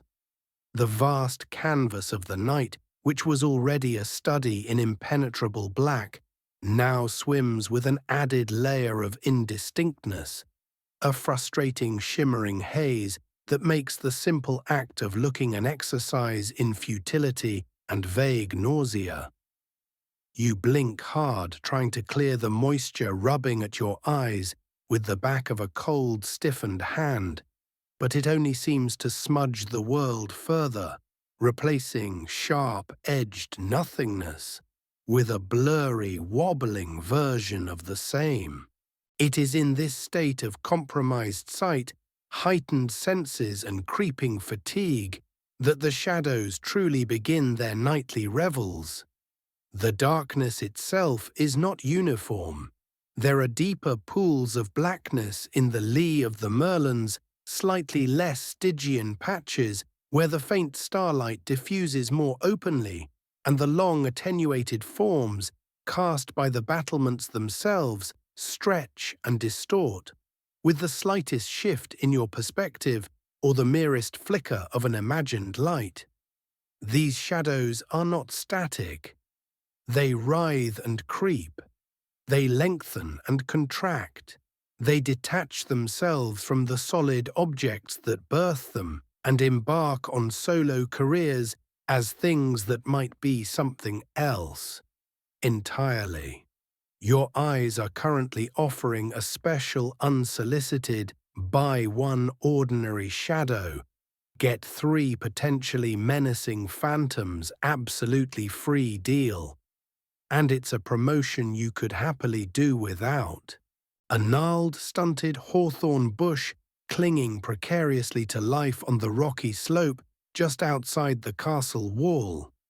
A bush you know from daylight hours to be perfectly ordinary and entirely stationary, now sways in the gusting wind with a slow, deliberate menace, its branches resolving into grasping claws, its thorny silhouette taking on the hunched form of a lurking brigand or a particularly large and ill-tempered badger. You watch it, your heart giving a small, tired flutter until a particularly strong gust makes it thrash more violently and it momentarily reassumes its less threatening, merely botanical identity. Then the wind drops, the shadows coalesce, and it's back to being a potential harbinger of doom, or at least a very suspicious-looking shrub. The official sport of the night watch you've decided is a game called Is It a Bush, or Is It a Bear, disguised as a bush, or is it a bear disguised as a bush who has recently eaten a slightly smaller, more bush-shaped bear? Or is it just my sanity quietly unraveling in the cold? The scores are generally inconclusive. Even the solid, familiar stones of the battlements around you seem to participate in this nocturnal masquerade. The way the faint starlight catches a patch of damp lichen on the side of a merlon can momentarily create the illusion of a watching eye glinting malevolently in the darkness. The rough texture of an undressed stone, when viewed from a certain angle in the deep shadows, can resemble a leering, grotesque face. You know these are tricks of the light figments of an overstrained imagination desperately trying to find patterns to make sense of the sensory deprivation. But knowledge is a cold comfort when your pulse is doing a startled jig and the hairs on your arms beneath your thin tunic are standing to attention. You're pretty sure the castle employs a special highly skilled nocturnal shadow puppeteer whose sole job is to wander the periphery and subtly rearrange inanimate objects, just to mess with the guards. The sounds, too, become accomplices in this deception. The rustle of dry leaves in the courtyard below, a sound you would barely register in daylight, now becomes the stealthy footfall of an intruder. The cautious creak of leather, the soft padding of unseen feet. The groan of an old timber in the tower roof settling under the wind's pressure transforms into the grating sound of a hidden door being slowly stealthily opened. The distant cry of a night bird becomes a coded signal, a whispered warning, or perhaps just a bird with a particularly unfortunate nocturnal cough. Your ears strain, amplifying every tiny insignificant noise, while your brain, fueled by cold hunger and an ever-growing weariness, diligently assigns it the most alarming possible interpretation. The psychological impact of prolonged sleep deprivation, sensory monotony, and the inherent anxieties of guard duty on medieval sentries, and how these factors might have affected their perception, their judgment, or perhaps contributed to the reporting of false alarms that would earn them nothing but Sergeant Grimbold's thunderous displeasure, is a challenging area of historical and psychological study. Scholars often have to infer such states from anecdotal accounts in chronicles or from the design of defensive structures themselves, rather than from direct empirical evidence of a guard's fraying nerves at 3 in the morning. You, however, are currently a living, shivering testament to the phenomenon. Your nerves are not so much fraying as actively disentangling themselves and waving tiny white flags. You recall the older guardsmen who have spent a lifetime pacing these same cold stones, sometimes telling stories in the relative warmth of the barracks during the day. Tales of night watches from their youth, usually embellished with each retelling. They speak of a time when the borderlands were more troubled, when raids from the ravers of the north or skirmishes with the ambitious Lord Blackwood from the neighbouring fiefdom, whose lands incidentally are part of the indistinct darkness. You currently survey lands that your own baron insists were unjustly usurped from his great-aunt Mildred in a complicated dispute involving a prize-winning cheese and a poorly worded marriage contract were a more frequent concern. In those stories, every shadow did hold a potential enemy. Every unexplained sound was a precursor to an attack. Though your current Baron von Strudel enjoys a period of relative, if somewhat grumbling, peace with his neighbours, these old tales linger in the collective memory of the guardroom, adding a faint underlying tremor of genuine apprehension to even the most routine and mind-numbingly boring of watches. At this point, a real, actual, declared enemy scaling the walls would almost be a relief from the constant nagging suspicion that the shrubbery is plotting against you. Almost. Sometimes you find yourself staring so intently into a particularly deep patch of shadow at the base of the outer wall that you begin to see movement where there is none. Faint, shimmering undulations like heat haze or tiny fleeting sparks of light at the very edge of your peripheral vision. These are the protestations of an optic nerve that is being asked to perform an impossible task. Or perhaps, as some of the more mystically inclined villagers believe, certain deep shadows, especially those that lie undisturbed for long periods, are thin places, spots where the veil between this world and the other world, the land of fae and spirits, becomes translucent. It's said that if you stare long enough with the right kind of sight, you might glimpse, well, things you probably don't want to see, especially when you're alone on a high wall with only a rusty spear for company and a helmet that keeps trying to give you a concussion. You quickly shift your gaze to a different patch of equally uninformative blackness. You remember watching the village children sometimes in the evenings before curfew, playing their simple shadow puppet games by the light of a communal bonfire. With cunningly arranged hands, they can make a flickering dog a swooping bird, or even a rather convincing, if small, dragon dance upon a stretched piece of linen. Some of the more elaborate, monstrous shapes your tired mind conjures from the shifting shadows on the castle walls bear a startling and not entirely comforting resemblance to little Timkin's famously terrifying shadow wolf that eats naughty children and apparently very bored castle guards. A sudden sharp crack from somewhere down in the courtyard makes you jump, your heart leaping into your throat. You grip your spear, every muscle tensing, your eyes straining uselessly towards the source of the sound. For a breathless moment, you are utterly convinced that this is it.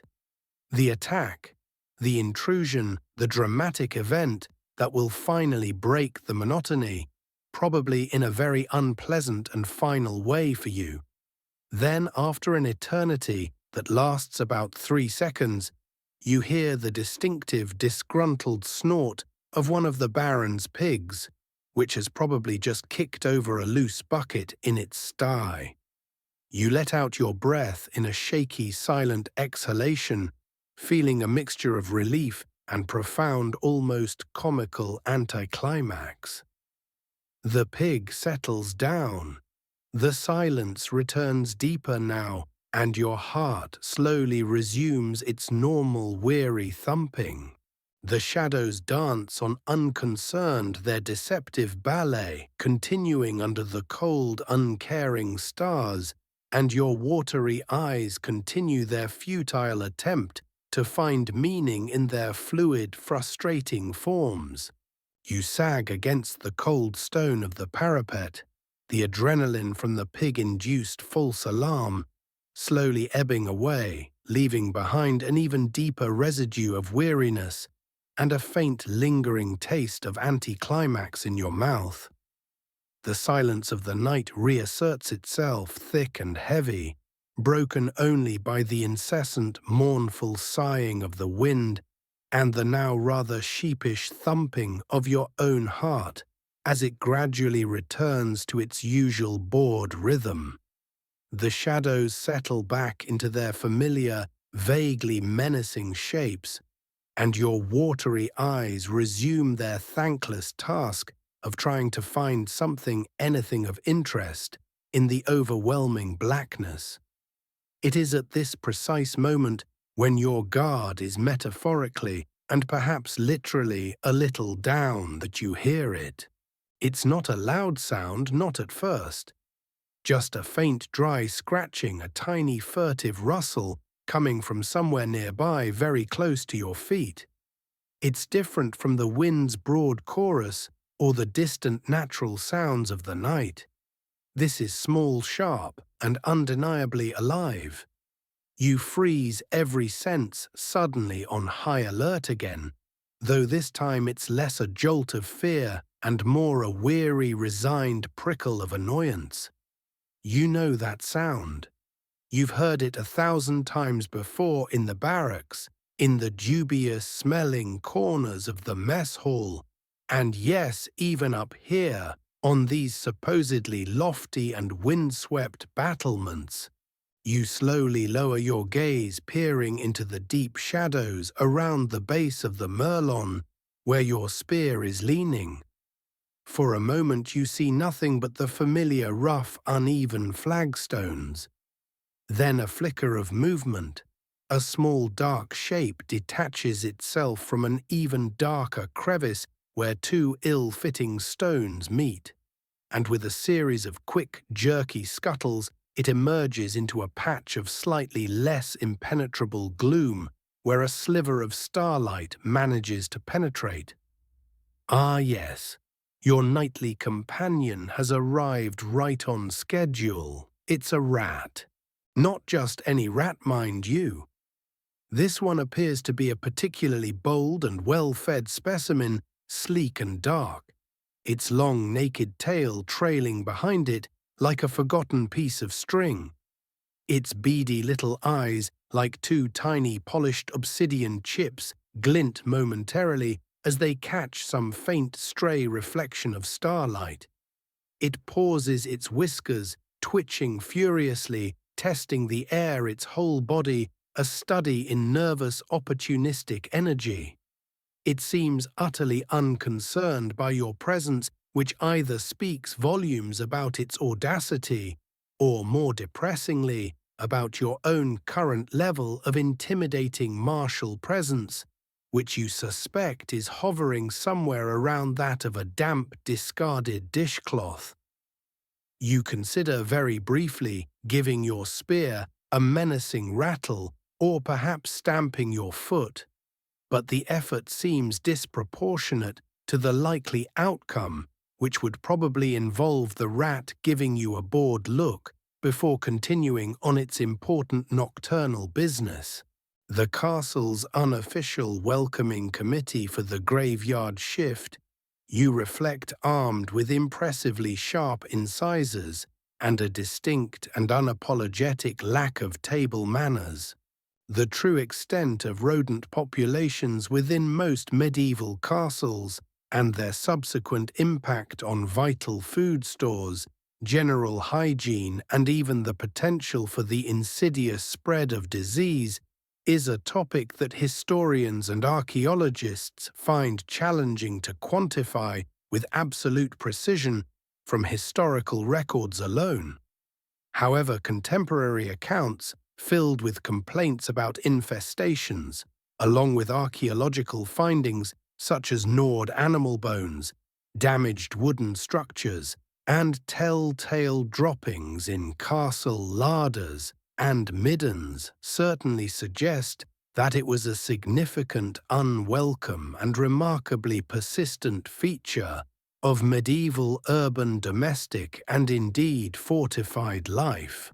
Baron von Strudel himself, just last spring, after a particularly embarrassing incident involving a diplomatic envoy and a rat that decided to sample the ambassador's finest silk stocking during a formal dinner, had ordered a grand castle rat purification, which involved a lot of shouting, 3 very confused and ultimately ineffective terriers, and a man from the village who claimed to be able to lure rats away with a special secret flute tune. The flute player, it turned out, was significantly better at luring coins from the baron's purse than rats from their nests. The rats, clearly unimpressed by either the terriers or the off-key tooting, had simply taken a brief holiday at the lower dungeons and returned a week later, looking, if anything, slightly more numerous and smug. This particular specimen, now twitching its nose a few feet away from your worn leather boots, seems to embody that smugness. It takes another few bold scuttling steps, then pauses again, its head cocked, as if listening to some silent, urgent rodent communique. You watch it with a sort of weary fascination. It's not an enemy you can fight with a spear, not really. It's just another small, persistent piece of the castle's inherent grubbiness, another reminder of the less than glamorous reality of life within these supposedly majestic stone walls. You sometimes wonder if you should start charging them rent for their share of the battlements, but you suspect contract negotiations with the local rat delegation would be notoriously one-sided and probably involve a lot of high-pitched squeaking and a demand for better quality cheese. There's an old guard, a man named Cuthbert, who usually takes the equally undesirable watch on the crumbling southeast turret, who swears he once saw a rat, a truly enormous specimen he described as the size of a small ill-tempered badger, actually carrying off an entire, albeit rather small and characteristically stale, bread roll from the guardroom table.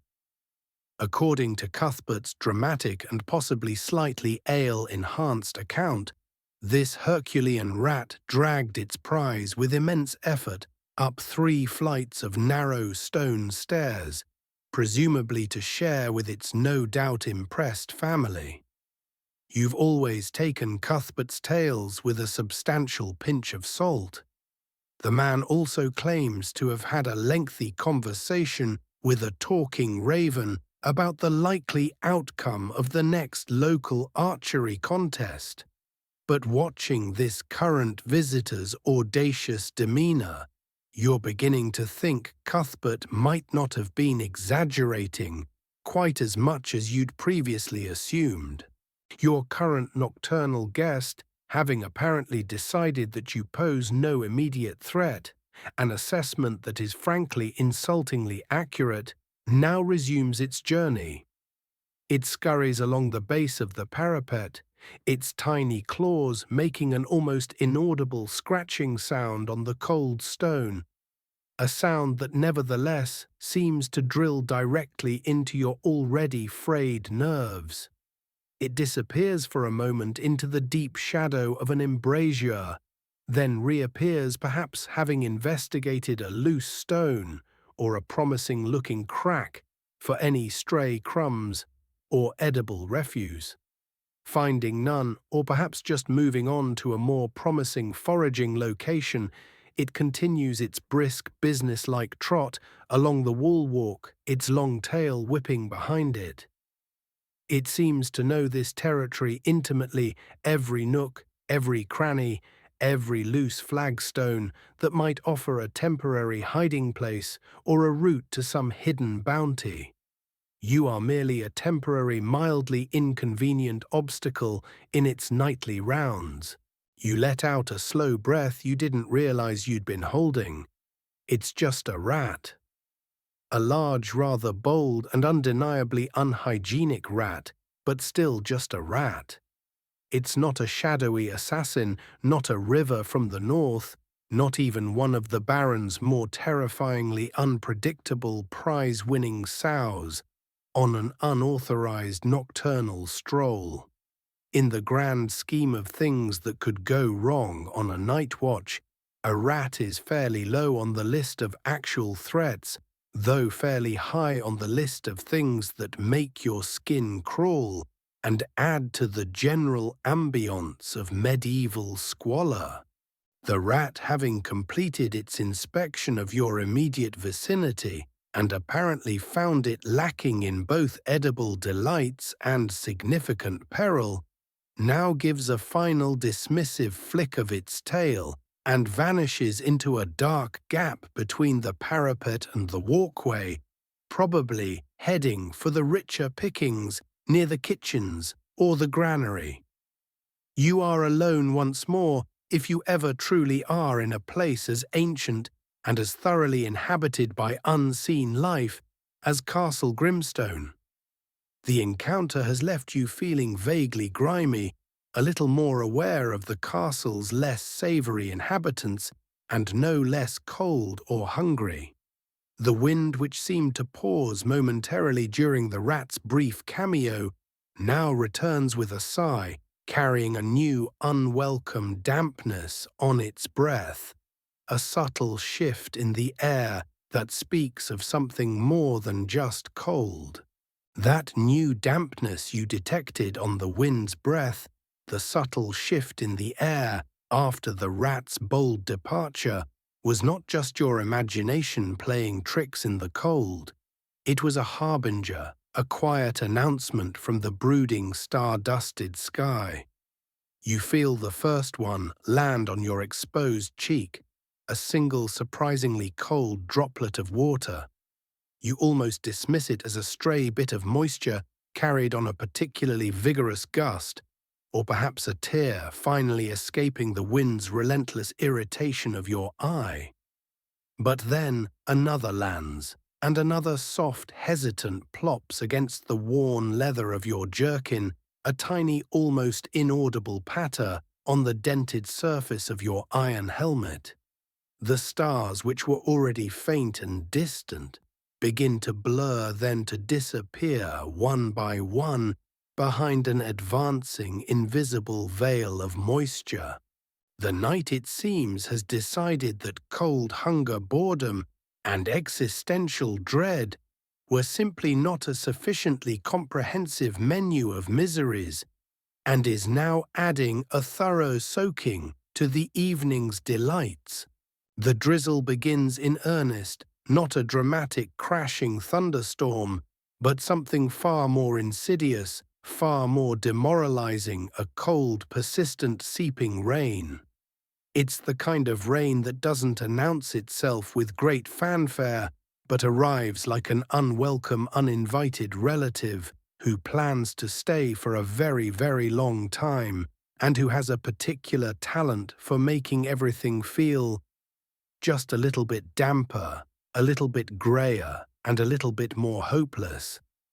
The castle's state-of-the-art medieval weatherproofing, you reflect bitterly, seems to consist primarily of hoping very earnestly that it doesn't rain too hard or for too long, a strategy that is currently proving to be spectacularly ineffective.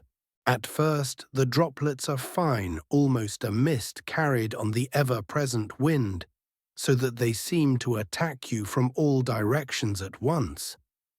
You can feel them clinging to your eyelashes, beading on the rough wool of your cloak, tracing cold, unwelcome paths down your neck, where your helmet offers no protection. The sound is soft, a gentle, continuous hiss as it meets the ancient stones of the battlements, a sound that layers itself over the mournful whistle of the wind, creating a duet of dreary desolation. You are now experiencing immersive dampness, a truly premium and entirely complementary feature of the Castle Grimstone Nightwatch Deluxe package. Your threadbare cloak, which already offered scant protection against the wind, proves to be even more laughably inadequate against this persistent soaking rain.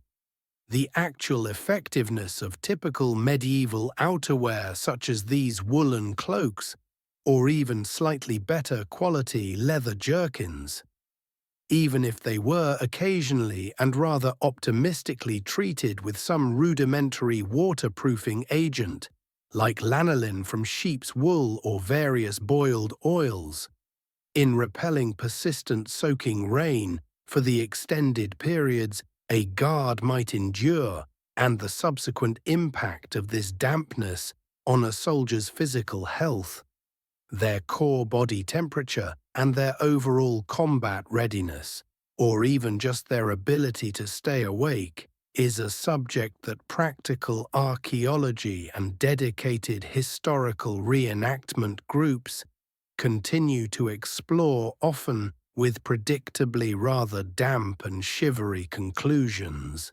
Your cloak, you can personally attest, is absorbing water like a very depressed and world-weary sponge, and it's having roughly the same uplifting effect on your general mood. As it becomes saturated, the cloak grows heavy, its sodden weight pressing down on your already aching shoulders, clinging to you with a cold, clammy embrace. It no longer flaps with any sort of defiant energy in the wind. Instead, it hangs limp and waterlogged, channeling little rivulets of cold water down your back and onto the seat of your breeches if you are fortunate enough to possess such a garment. The leather jerkin beneath it darkens as it soaks through its cracked surface, offering no barrier whatsoever. Soon you can feel the chill dampness seeping through your woolen tunic directly against your skin, a deeply unpleasant sensation that makes you shiver more violently. Your helmet, that dented iron pot, transforms from a mere windscoop into an impressively efficient, if unintentional, rainwater collection system. The rain patters against its curved surface with a dull, monotonous drumming, a sound that is surprisingly loud inside the enclosed space, like a very small, very persistent, and very untalented drummer decided to take up residence directly on top of your head. Droplets collect along its brim, and then, with unerring accuracy, find their way down your forehead into your eyes, or trickle coldly down your temples and into your ears. You try tilting your head, hoping to direct the flow elsewhere, but it's a futile exercise. The helmet seems determined to give you an internal shower. The stone flagstones of the wall-walk, already slick with nighttime dew, become even more treacherous as the rain begins to pool in their worn depressions. Each step, if you dare to take one, must be made with extreme caution to avoid a slip that could send you sprawling, spear and dignity, what little remains of it, flying. The rain makes the ancient lichens that cling to the older stones turn a brighter, more vibrant shade of green, or a deeper, almost luminous black, in the faint ambient gloom, as if they are awakening, rejoicing in the moisture that so torments you.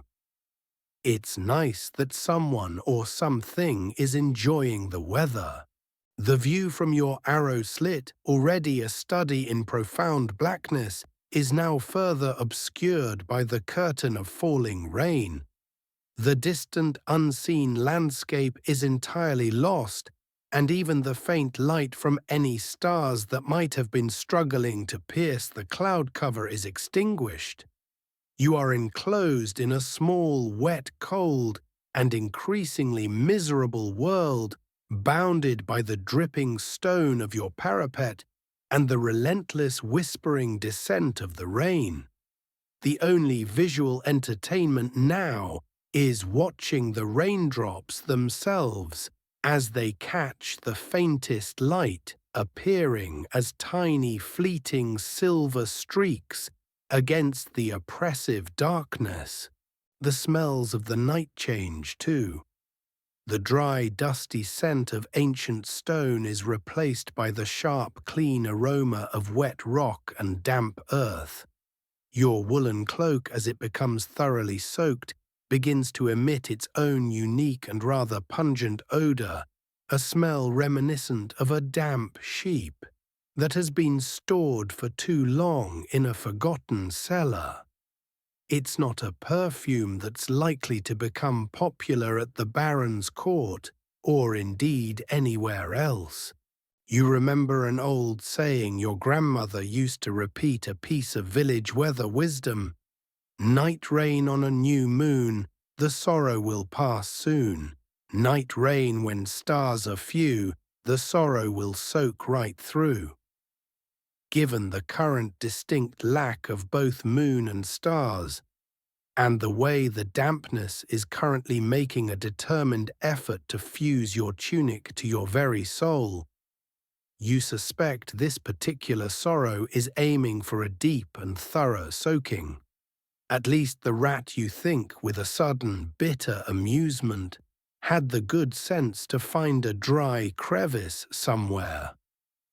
You're beginning to suspect it might be the more intelligent, and certainly the more comfortable of the two of you currently occupying the North Tower. The rain isn't heavy, not a torrential downpour that might at least have the good grace to be over quickly. No, this is a determined, grinding, spirit-sapping drizzle, the kind that promises to continue for hours, perhaps even until the bleak grey light of dawn finally decides to make its reluctant appearance. It settles into a monotonous, unchanging rhythm. The soft patter on stone, the dull drumming on your helmet, the constant seeping dampness that finds its way into every fold of your clothing, every crevice of your being. The castle, with its notoriously poor drainage in certain sections, will soon be a symphony of gurgles and drips, as water finds its way down ancient walls and through leaky roofs. The great hall below might even develop its traditional indoor pond near the main hearth if this keeps up. You try to huddle further into the slight recess afforded by the Merlin, but it's a futile gesture. The rain carried on the swirling wind seems to defy all angles, all attempts at shelter. You are exposed, a solitary sodden figure on a high dark wall, slowly being marinated in the cold misery of a medieval night. Time itself seems to slow down each raindrop, a tiny liquid tick of an impossibly slow clock, marking off the endless dreary moments until your relief, or perhaps just until you dissolve entirely into a puddle of cold, damp regret. The rain settles into a relentless, monotonous rhythm, a soft, persistent drumming against your iron helmet, a steady, seeping chill that has now thoroughly permeated every layer of your inadequate clothing. It is no longer a fresh assault, but a weary, accepted companion in your misery. The wind, though perhaps a fraction less biting than before, still sighs and moans through the crenellations and arrow slits, a mournful dirge for the long-lost hours of warmth and comfort. You are a sodden, solitary statue on a high, dark wall, your only movement, the involuntary shiver that occasionally racks your frame, or the slow, tired blink of your heavy eyelids. And it is now in this deep, wet, and profoundly uninteresting heart of the night that time itself seems to grind to a halt. This is the longest hour, or perhaps it is 2 hours or 3, it's impossible to tell. How medieval garrisons precisely measured the passage of time during these extended night watches, particularly in adverse weather conditions like this, when astronomical observation of the stars or moon was entirely impossible, whether through the rare and expensive use of calibrated water clocks, the clepsydra, or perhaps carefully timed sand glasses of varying duration, if the castle was well equipped enough to possess such delicate instruments, and someone was tasked with their regular turning the distant muffled ringing of canonical hours from a monastery chapel if one was fortuitously nearby, or simply by a rough, instinctual estimation, and the eventual longed-for arrival of an equally weary relief guard, is not universally documented for all types and sizes of castles. For you tonight time is measured not in minutes or bell chimes, but in the agonizingly slow drip of cold rainwater from the brim of your helmet, in the deepening ache in your frozen toes, in the sheer unadulterated weight of each passing identical moment. Time isn't just dragging its feet, it's actively dug its heels in, pitched a tent, and announced its intention to stay for a very, very long winter. The darkness remains absolute, a thick, impenetrable soup in which your eyes can discern nothing beyond the faint, ghostly sheen of wet stone immediately around you. The world has shrunk to this small, damp, cold patch of battlements, your entire universe contained within the reach of your numb fingers and the limited arc of your shivering gaze. The sounds, too, seem to take on a distant, distorted quality, as if filtered through layers of water and exhaustion. The drumming of the rain on your helmet is a constant hypnotic lull, a sound that threatens to pull you down into the heavy, waiting depths of sleep. The whistle of the wind through the arrow slit is a siren song promising oblivion if you would only just close your eyes just for a moment. And oh, how your eyes long to close. Your eyelids feel as if they are weighted with small, heavy stones, each blink a monumental effort, a slow, reluctant parting of curtains that are desperate to remain drawn. You find yourself nodding your head, jerking back up with a painful snap of your neck muscles as you fight off the insidious creep of slumber. These are micro-sleep's tiny stolen seconds of unconsciousness, where your mind briefly escapes this wretched reality, only to be rudely yanked back by the cold, the discomfort, or the ingrained fear of being caught derelict in your duty. The penalties for sleeping on watch, especially in a castle that, however dilapidated, still represents the Baron's authority and, theoretically, some measure of security for the surrounding lands, were notoriously severe. Depending on the perceived level of threat, the Baron's current mood, or Sergeant Grimbold's level of indigestion, it could range from a hefty fine, which you couldn't afford, a brutal flogging in the courtyard, which you'd rather not experience, a spell in the damp, rat-infested lower cells, which would ironically be a slight improvement in terms of wind exposure, but not much else, or even in times of declared war or extreme paranoia, a swift and permanent end to your guarding career and indeed all other careers. That thought, cold and sharp as the rain itself, is a potent, if unpleasant, stimulant.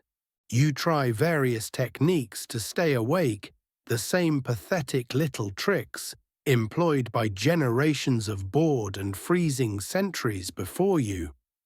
You shift your weight constantly from one leg to the other, hoping the discomfort will keep you alert. You pinch yourself hard on the arm or the back of your hand, the brief sharp pain a small island of sensation in the sea of numbness. You try to mentally recite prayers, but the words get jumbled and lost in the fog of your fatigue. You attempt to sing a song in your head, perhaps a bawdy tavern ballad or a mournful lament, but your brain seems capable only of replaying the sound of the dripping rain or the whistling wind. You even try counting things, the raindrops as they hit your spearhead. You lose count after 7, the number of stones in the merlon beside you. They all look the same in the dark. The number of times you've wished you'd apprenticed yourself to a baker. Instead, that number is astronomically high and still climbing. If competitive stillness achieved through profound misery were an officially recognized medieval sport, you'd undoubtedly be a reigning champion, a gold medalist clad in damp wool and existential despair. There's a specific repetitive creaking sound that seems to emanate from a loose roof timber in the turret just above your head. It groans with every significant gust of wind, a mournful two-note complaint, ee-aw, ee-aw. In the deep silence between the wind's larger pronouncements and the drumming of the rain, this sound becomes a focal point, a maddeningly regular tick-tock in the otherwise frozen expanse of the night. You find yourself listening for it, anticipating it, almost trying to find a pattern or a message in its dreary rhythm, as if this creaking timber holds some secret key to the passage of time or the meaning of your current suffering. It doesn't, of course. It's just an old, tired piece of wood complaining about the weather, much like yourself. Sometimes your mind, in its desperate search for any distraction, will detach slightly from your physical discomfort. You might find yourself drifting into a sort of waking dream, your thoughts wandering to warmer, happier times. A sunny harvest festival from your childhood, the taste of your mother's honey cakes, the warmth of a shared bed on a winter's night. These memories are fleeting, bittersweet, and they only serve to make your current reality feel even colder, even more desolate when you inevitably snap back to the dripping stone and the howling wind. This is the part of the night where your brain, having exhausted all other options, begins to compose rather bleak and lengthy existential poetry, mostly about the inherent unfairness of guard duty, the questionable structural integrity of medieval castles, and the precise theological implications of damp wool. The sheer unadulterated monotony is a physical weight pressing down on you, crushing your spirit. Nothing happens, nothing changes. The rain falls, the wind blows. The cold seeps deeper. The darkness remains absolute. Every minute stretches into an eternity. You are caught in a loop, a dreary, repetitive cycle of discomfort and boredom, a purgatory paved with cold stone and roofed with an uncaring, invisible sky. You're fairly certain that a particularly determined and athletic snail could have completed several laps of the entire castle battlements in the time it feels like this single hour has lasted. You try to focus on your duty, on the theoretical possibility of an enemy. But it's hard to maintain a state of high alert when your primary enemy is your own failing consciousness, and the creeping suspicion that your toes might have decided to secede from the rest of your body and seek a warmer climate. The world is reduced to the immediate, the visceral, the cold drip of water down your neck, the ache in your knees, the sodden weight of your cloak, the hollow rumble in your stomach, and the overwhelming, all-consuming desire to simply lie down on the cold, wet stones and surrender to the blessed oblivion of sleep. But you don't. You can't. The thought of Sergeant Grimbold's face, contorted in a mask of fury, is for now a slightly more terrifying prospect than even this endless, freezing, wet eternity. And so you stand, you shiver, you blink, and you wait lost in the longest, darkest, and most utterly miserable hour of a very long and miserable night. You are adrift in a cold, wet, timeless sea of misery, your consciousness bobbing like a piece of forgotten driftwood on the dark waves of the endless night. The rain continues its soft, relentless drumming on your helmet, a monotonous percussion that has become so familiar it's almost part of the silence. The wind still sighs and whistles through the arrow slits, a mournful, chilling lullaby. Your limbs are numb, your spirit is sodden, and your thoughts, when they surface at all, are a sluggish, repeating loop of cold damp and a profound, soul-deep boredom.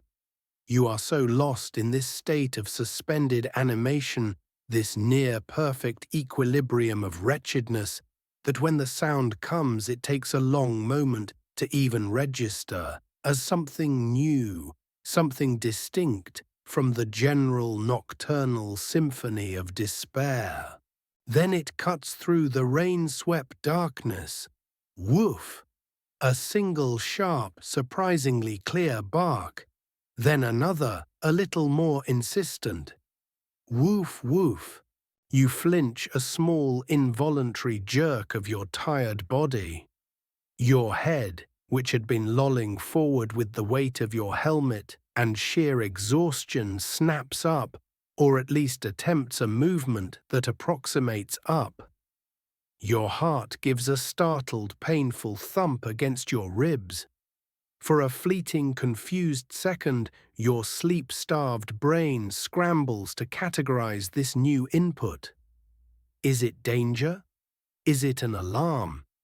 Is it some new, previously undiscovered torment devised by the malevolent spirits of the night watch? The barks come again, a short, rapid volley this time. Ruff, ruff, ruff, woof. And then they trail off into a series of slightly more plaintive yaps. They are distant, yes, muffled somewhat by the intervening distance, the thick castle walls and the constant drumming of the rain.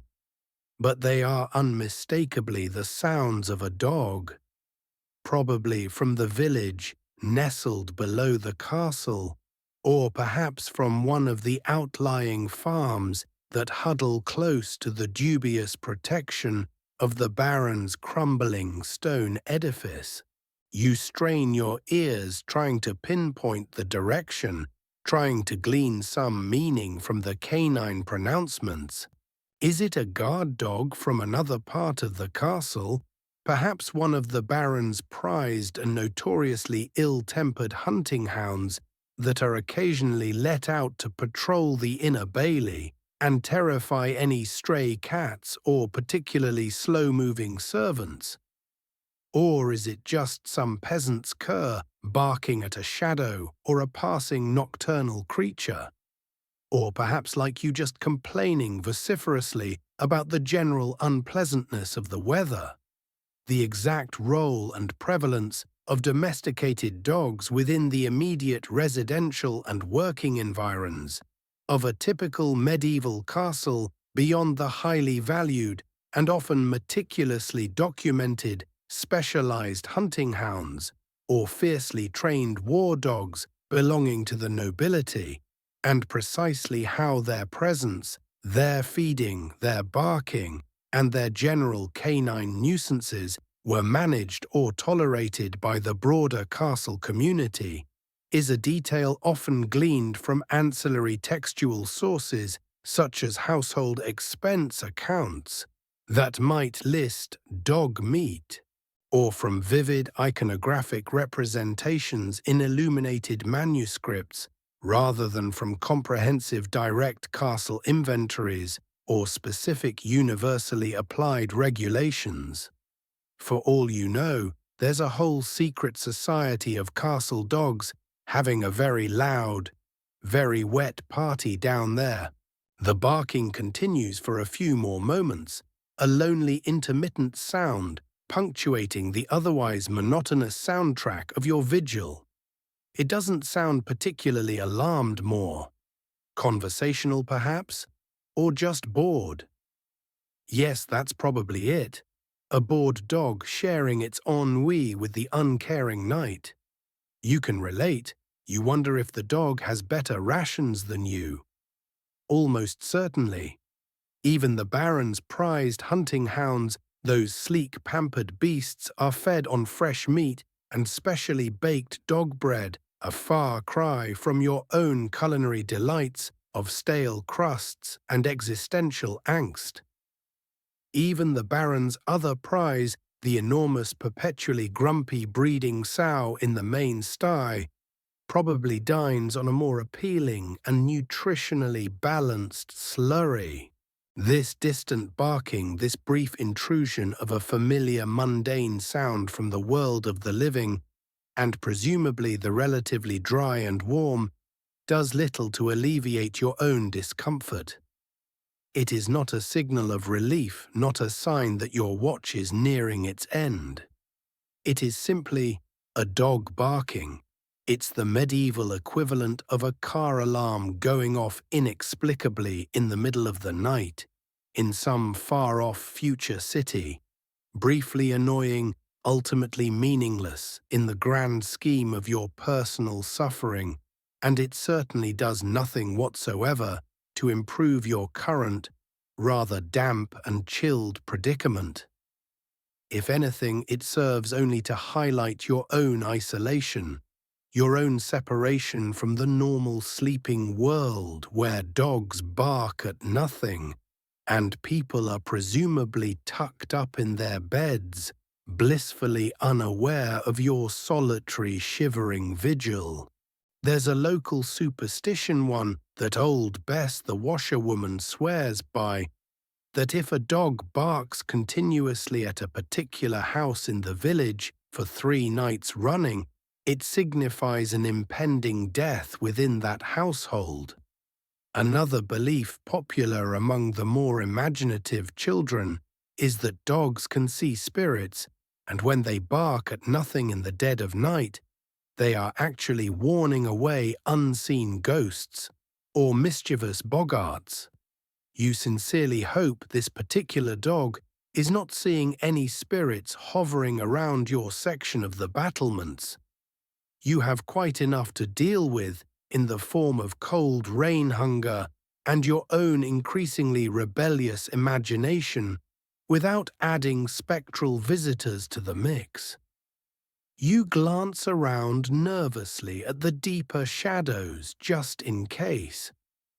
Nothing. Still just the rain and the wind and the general all-pervading gloom. The barking becomes more sporadic now, a few half-hearted yaps, then a final drawn-out woof, as if the dog has finally articulated its point, or perhaps its owner had thrown a boot at it. Then silence, or rather the return of the previous silence, the one composed of rain and wind, and the faint distant hum of your own misery. The brief tenuous connection to the outside waking or at least barking world is severed, and you are left once more alone with your thoughts, your discomfort, and the seemingly infinite expanse of the night. That brief flurry of barks was, you realize with a sudden profound wave of weariness, the most exciting and stimulating event to have occurred in what feels like the last 300 to 400 hours. Which really says something rather depressing about the overall entertainment value and general eventfulness of those preceding hours. The silence that descends in the wake of the dog's final pronouncement feels, if anything, even heavier, even more oppressive than before. The rain continues its relentless soft tattoo on your helmet. The wind continues its mournful sigh. Your feet are still cold, your stomach is still empty, and your spirit is still resolutely damp. You find yourself staring eastward now, not with any real hope, not yet, but more out of a desperate, almost mechanical instinct. The darkness in that direction is just as profound, just as unyielding as it is everywhere else. But somewhere beyond that impenetrable black curtain, beyond the rain and the wind and the endless miserable night, lies the promise of dawn. It's a promise that feels impossibly distant, almost mythical, but it's the only one you have. And so you watch and you wait for any sign, any hint, any cruel, fleeting illusion that might suggest this longest of hours is finally reluctantly beginning to consider the possibility of maybe thinking about perhaps one day eventually drawing to a close. The rain, if anything, seems to take on a slightly more determined, almost perversely cheerful character, as if it knows you are nearing some internal breaking point, and it wishes to contribute enthusiastically to the occasion. Each drop that drums against your sodden helmet, each rivulet of cold water that finds its way down the back of your neck from your saturated collar seems to whisper, "Still here, impressive." but we have hours yet to enjoy each other's company. You have long since abandoned any pretense of trying to find a dry spot or a spot less exposed to the wind. Such places do not exist in your current universe. You are simply a fixed point of damp, chilled misery, a human gargoyle slowly accreting a patina of grime and despair. Your gaze, however, remains stubbornly fixed on the eastern horizon, or at least where you believe the eastern horizon to be somewhere beyond that impenetrable curtain of falling rain and swirling blackness. Hope that most resilient and foolish of human afflictions still flickers a tiny sputtering flame in the vast windy darkness of your soul. And then you see it, or you think you see it. It begins as the faintest, almost imperceptible shift in the quality of the blackness in that eastward direction. Not a light not yet, but a subtle lessening of the oppressive absolute inkiness. A patch of sky, or perhaps the upper edge of the dense cloud cover that has been your unwelcome ceiling for most of the night, seems to develop a very pale, ghostly luminescence, a soft, diffuse glow that is distinctly different from the flat, featureless dark that surrounds it. Your heart, that weary, overworked muscle, gives a sudden, hopeful lurch, a little skip that sends a jolt of something that might almost be warmth, or at least a less intense cold, through your numb limbs. Could this be it? Could this truly be the first shy blush of dawn, the long-awaited herald of the end of your torment? The thought is so overwhelmingly wonderful, so profoundly desirable, that for a moment it eclipses all your discomforts. The rain seems less cold, the wind less biting the ache in your bones, less acute.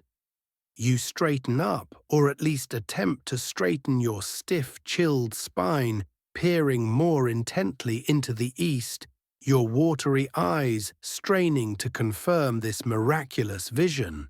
The precise methods by which night watch commanders in less prominent or more poorly managed fortifications ensured the sustained alertness and basic morale of their sentries throughout an entire, often 12-hour shift, especially during these long, demoralizing periods of low perceived threat and in consistently adverse weather conditions, and how frequently reliefs were actually performed according to any theoretical schedule versus just whenever the sergeant remembered or felt inclined, remains a topic of some considerable speculation and debate, given the general lack of detailed guard rosters or specific disciplinary records for many smaller, less significant castles during certain medieval periods.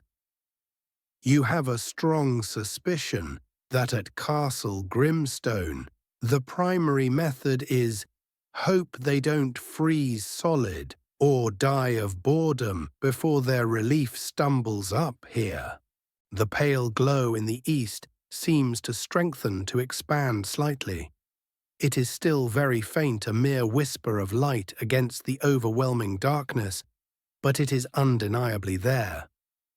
A surge of almost unbearable relief washes over you. The end is in sight. Soon the sun will rise, the birds will sing, or at least cough damply. The castle will stir, and you will be allowed to crawl away to your lumpy straw pallet for a few precious hours of oblivion. You can almost taste the thin, watery ale that might be your reward, almost feel the dubious comfort of your flea-ridden blanket.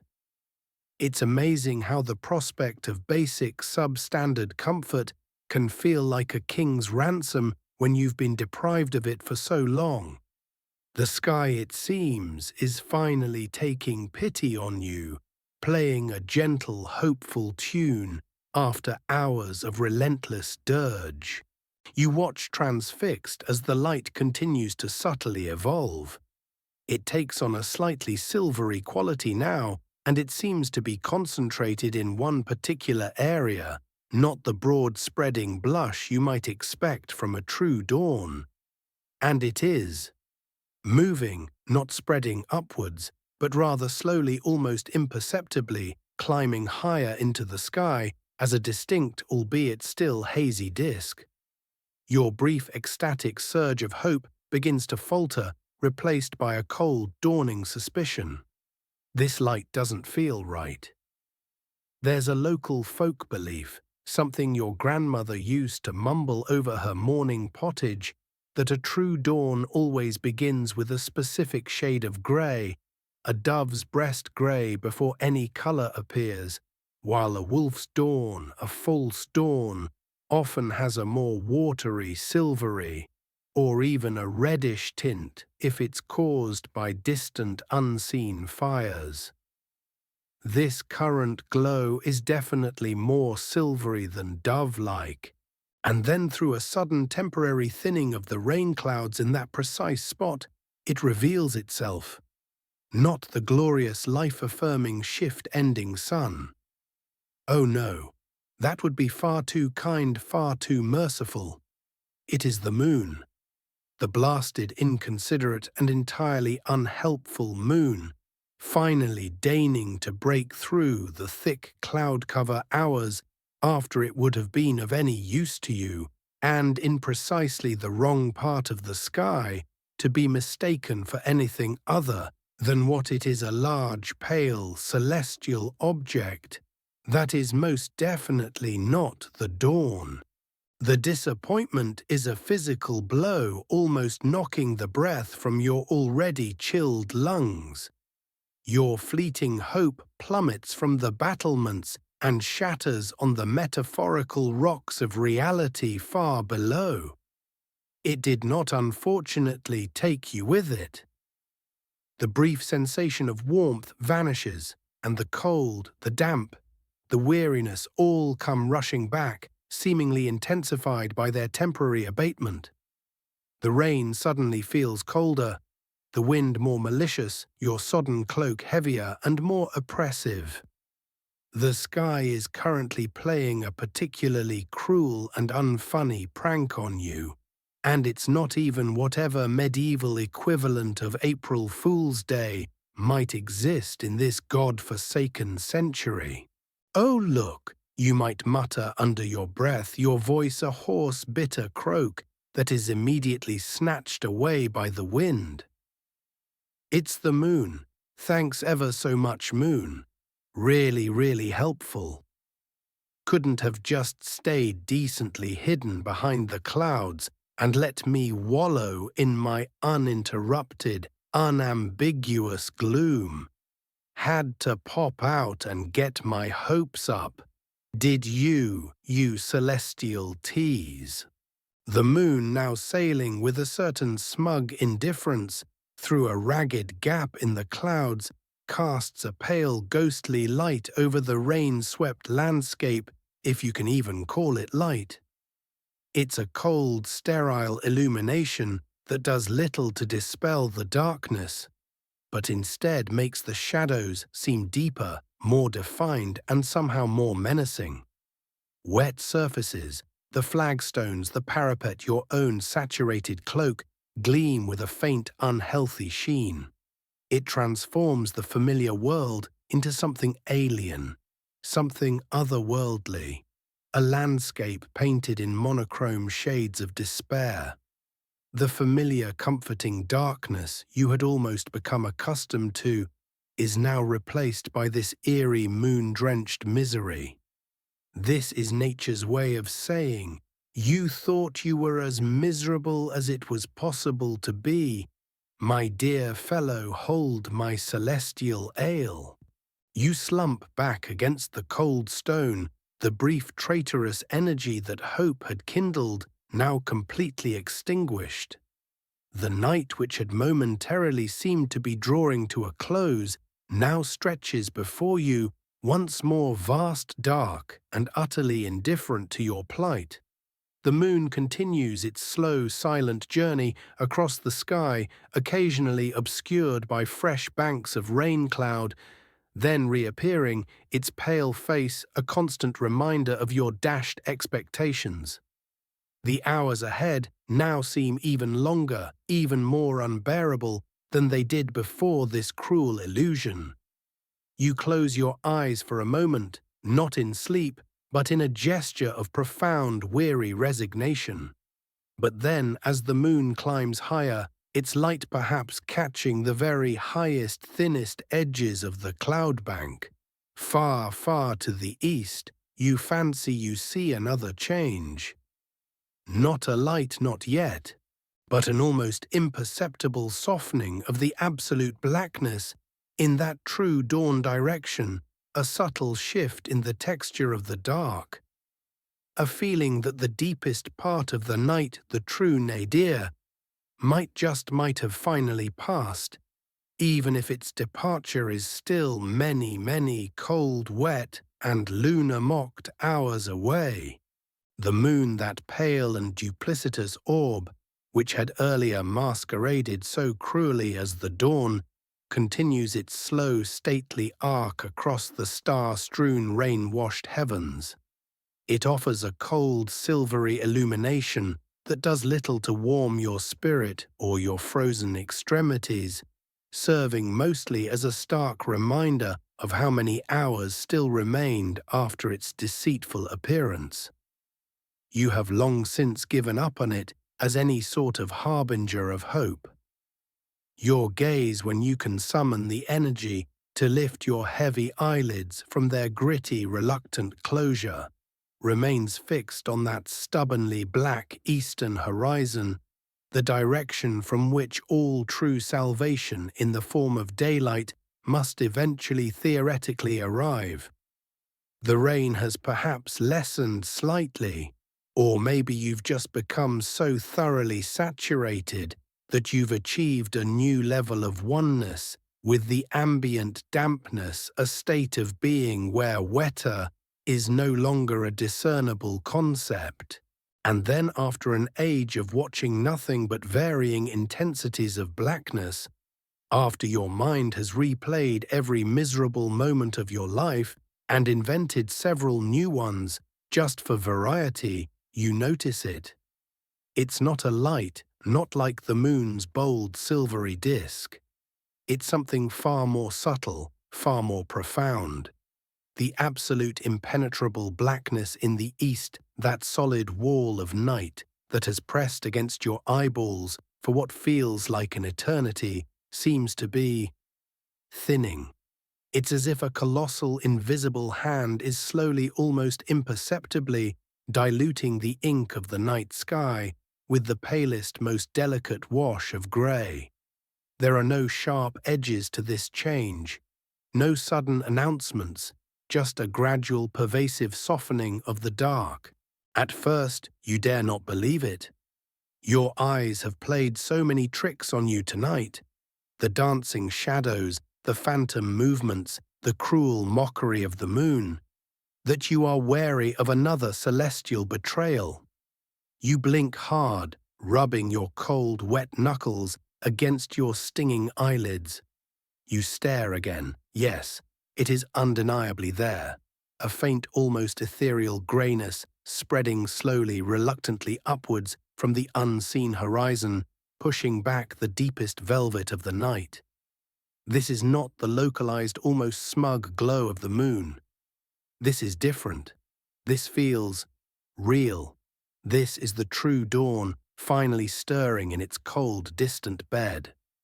Dawn brought to you by sheer, stubborn willpower, the Earth's inexplicable refusal to just stop spinning and give everyone a decent night's sleep for once, and certainly not by any discernible sense of kindness or punctuality on the part of the universe itself. A tiny, exhausted flicker of something akin to relief attempts to ignite itself within your frozen chest, but it's immediately dampened by a new and even more penetrating wave of cold. For this, as all seasoned night watchers know, is the dawn chill, the very coldest part of the entire 24-hour cycle. It's the moment when the earth, having radiated away all its stored warmth throughout the long night, has not yet begun to receive any new warmth from the still absent sun. The air, already frigid, seems to acquire an extra biting sharpness, a damp, clinging iciness that seeks out the very marrow in your bones. Your shivering, which had perhaps subsided into a dull, continuous tremor, now redoubles its efforts, racking your weary frame with violent, uncontrollable spasms. Your teeth chatter with a renewed, almost desperate enthusiasm. The good news, it's definitely, probably almost certainly morning. The bad news, you now feel like something a particularly unhappy and frostbitten cat dragged in, then reconsidered, and then dragged back out into an even colder alleyway for good measure. The grey light strengthens slowly, painfully. It is not a cheerful, rosy-fingered dawn of poet's fancy. It is a grim, utilitarian, monochrome affair, the colour of old wet ashes, or perhaps the complexion of Sergeant Grimbold on a Monday morning, after a weekend of particularly enthusiastic ale consumption. It seeps across the sky, revealing the ragged, bruised undersides of the retreating rain clouds. The world outside your arrow slit, which has been a formless void for so many hours, begins to slowly, reluctantly reassemble itself in shades of grey on grey. The dark smudge of the whispering woods starts to detach itself from the horizon, its individual trees still lost in shadow, but its overall mass becoming discernible. The pale, ghostly ribbon of the River Grumble emerges from the gloom, its surface a dull metallic sheen under the weak light. The patchwork of fallow fields below the castle walls takes on a bleak, rain-soaked and utterly uninviting appearance. If this is morning glory, as some optimistic souls call it, you would sincerely hate to see what morning utter disaster looks like. With the returning light, however faint, comes a renewed awareness of your own miserable state. You can now see with depressing clarity the sodden, clinging state of your cloak, the dark, damp patches on your leather jerkin, the way your fingers are puckered and blue with cold. You probably look like a drowned rat that has somehow managed to acquire a rusty helmet and a very bad attitude. The faint, musty smell of wet wool and old leather, which you had become somewhat accustomed to in the darkness, now seems more pungent, more offensive in the revealing grey light. The rain has mostly stopped now, or has at least faded to an almost invisible intermittent drizzle. The wind, however, shows no such inclination toward mercy. It continues to gust and swirl, carrying the biting chill with undiminished fervour. You might hear the very first tentative chirp of a bird, a single hardy sparrow perhaps hidden somewhere in the eaves of the tower, bravely or foolishly announcing the arrival of this bleak new day. It sounds less like a cheerful morning song, and more like a small feathered creature clearing its throat after a very rough night. The castle itself begins to make new sounds, the creak of ancient timbers as they respond to the subtle shift in temperature, the distant metallic clang of a dropped pot from the direction of the kitchens as some equally unfortunate scullion begins their own day of toil. Whether the traditional cock crow was considered a literal and consistently reliable marker for the changing of night watches and the official commencement of the day's duties in all medieval settings, particularly within larger or more militarized fortifications, where more structured, if still imperfect, timekeeping methods, like occasionally consulted sand glasses or even temperamental water clocks, might have been attempted, though their overall efficacy in all weather conditions and the dedication of those tasked with maintaining them is certainly debatable, is a detail that varies considerably in historical accounts and can be inferred from local customs. Here at Castle Grimstone, the primary indicator that your ordeal is nearing its end is usually the increasingly loud and irritable noises emanating from Sergeant Grimbold as he prepares to roust out the next unfortunate batch of guards. There is a local belief, one you've heard muttered by the older villagers, that all the truly malevolent spirits of the night, the mischievous sprites, the wandering ghosts, the things that lurk in the deepest shadows and prey on the fears of the unwary, must flee, shrieking silently at the very first undeniable touch of true dawn's light. They cannot abide its purity, its promise of renewal. You sincerely hope this is true. You've had quite enough of wrestling with imaginary phantoms and suspiciously animate bushes for one night. You are more than ready for the world to be populated once more by nothing more terrifying than ordinary, tangible, and preferably well-fed human beings. The grey light continues to spread, washing out the stars, turning the sky into a vast, unbroken expanse of dull, damp pewter. The landscape below is now fully visible, if still bleak and uninviting. You can see the muddy track leading to the village, the dark, wet thatch of the cottage roofs, the skeletal branches of the trees in the nearby copse. It's a world washed clean by the night's rain, but also a world that looks thoroughly exhausted and in desperate need of a strong cup of something hot, a sentiment you share with a profound and bone-deep conviction. Your watch is not officially over yet, but the end is now a tangible, visible thing. The oppressive weight of the infinite night has finally begun to lift, replaced by the merely very, very unpleasant reality of a cold, grey, and extremely unwelcome morning. You shift your weight, your joints protesting with the series of loud clicks and groans, and squint towards the courtyard below, listening for the first sounds of your relief, or more likely the growing irritated realization that they are as usual probably late. The grey light solidifies no longer a hesitant suggestion, but an established if rather cheerless fact of the morning.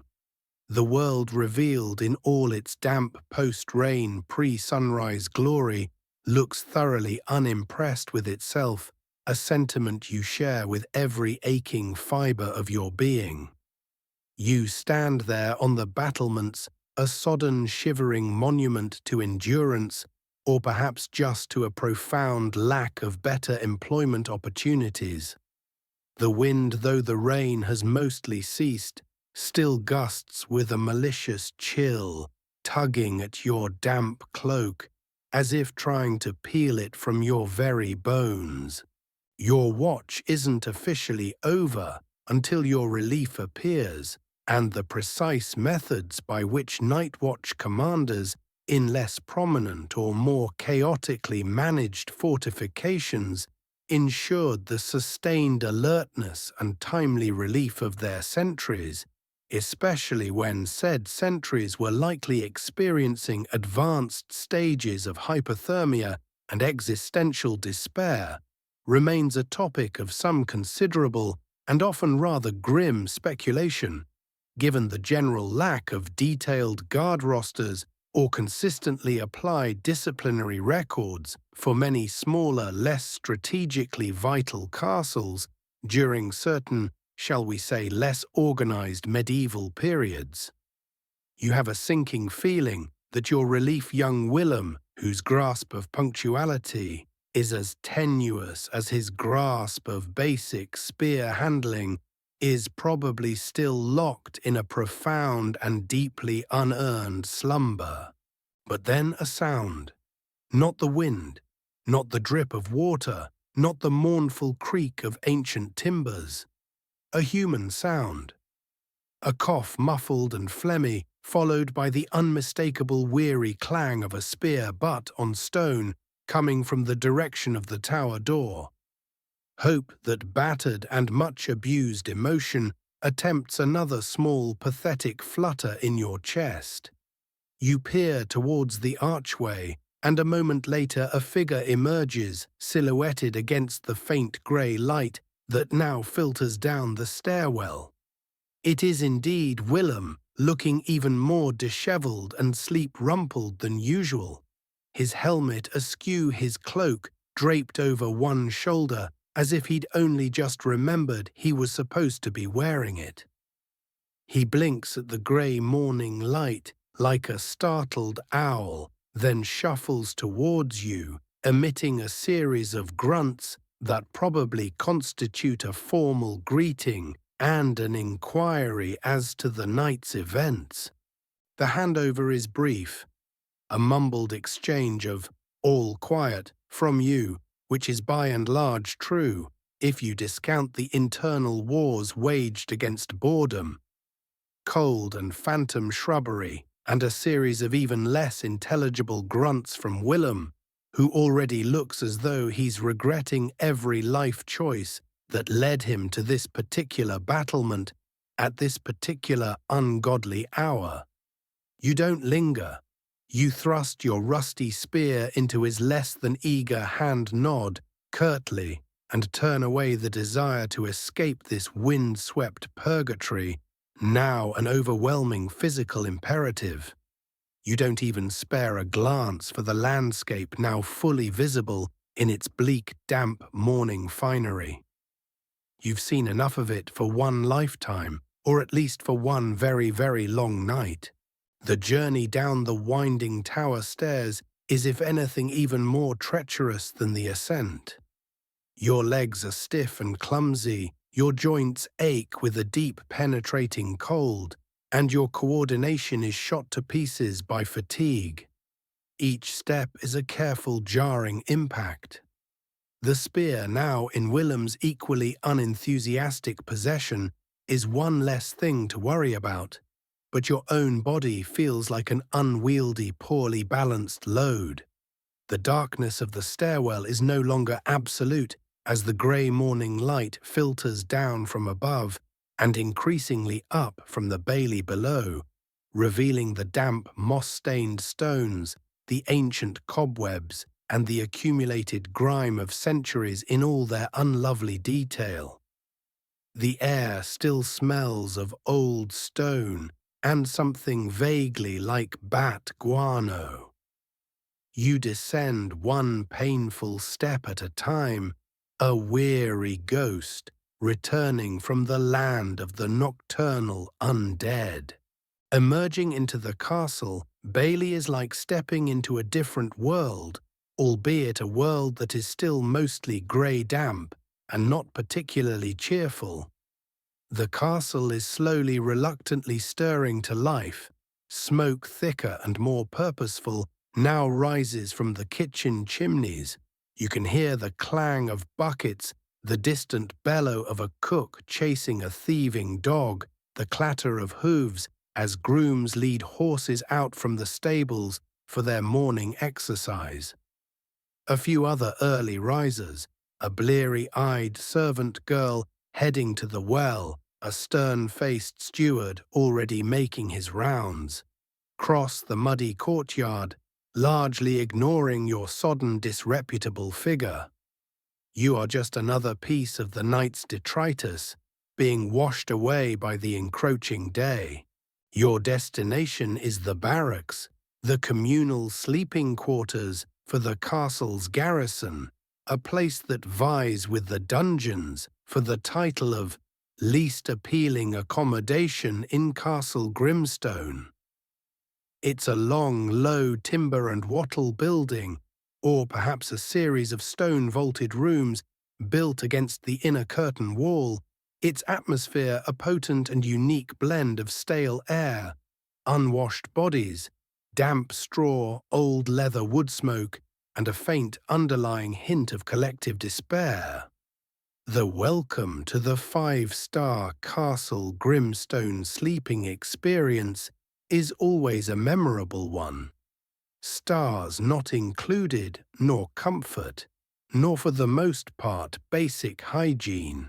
You push open the heavy, ill-fitting wooden door and are met by the familiar olfactory assault. The interior is dim, the few small unglazed windows or ventilation slits doing little to dispel the gloom or freshen the air. The primary sound is a chorus of snoring, a rich tapestry of wheezes, grunts, whistles, and occasional truly terrifying guttural rumbles that seem to shake the very timbers of the roof. This is the domain of your fellow guards, those fortunate enough to be off duty, currently engaged in their own desperate pursuit of oblivion. You navigate your way through the narrow spaces between closely packed sleeping forms, trying not to step on anyone's outstretched hand or kick over a forgotten boot. Your own designated sleeping space, if it can be dignified with such a term, is a narrow section of the slightly raised wooden sleeping platform that runs along one wall, or perhaps just a patch of relatively less trodden earth floor.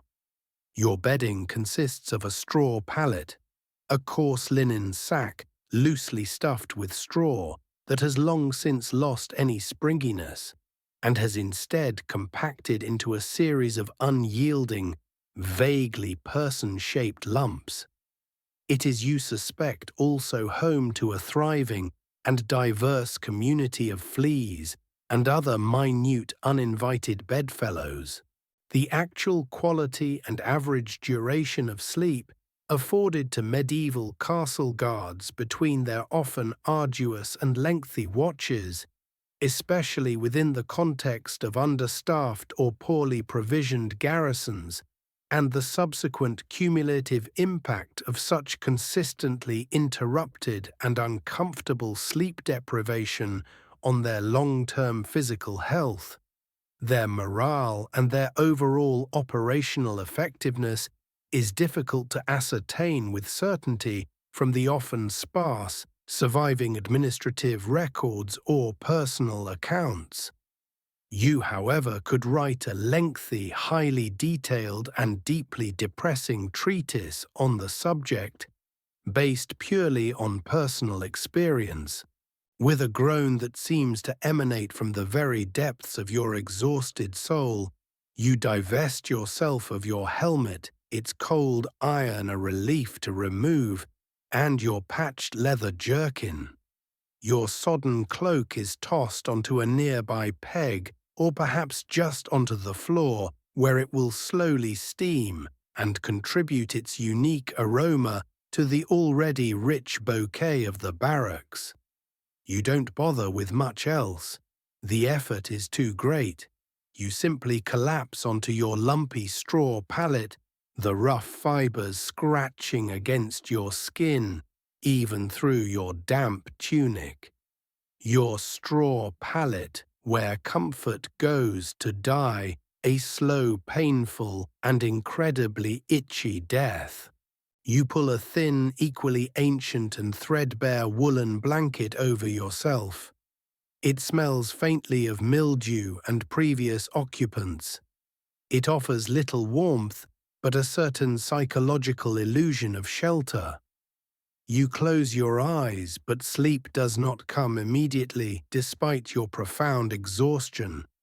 Your body is too cold, too stiff, too sore. Your mind is still replaying the sounds of the wind, the drumming of the rain, the endless empty darkness. You can hear the legendary snore of Old Man Torvin from the far corner of the barracks, a sound so powerful and multifaceted, it's said to have once dislodged a small gargoyle from the outer wall. Some of the younger guards try to stuff their ears with bits of wool or straw to block it out, usually without success. Others have developed a superstitious belief that sleeping with their boots pointing directly towards Torvin's palate can somehow deflect the worst of the sonic assault. You just try to breathe through it, slowly, very slowly, as the dim grey light outside strengthens and the sounds of the waking castle grow more insistent. The sheer overwhelming weight of your fatigue begins to drag you down. You are not so much falling asleep as temporarily ceasing to be fully conscious due to extreme systemic failure. The boundary between the cold, itchy reality of your palate and the formless oblivion of sleep begins to blur. The aches in your body, the chill in your bones, the gnawing emptiness in your stomach, they all begin to recede, to become distant, muffled, unimportant. The poor promise of sleep, the brief, inadequate respite before the cycle begins anew, is finally reluctantly being delivered.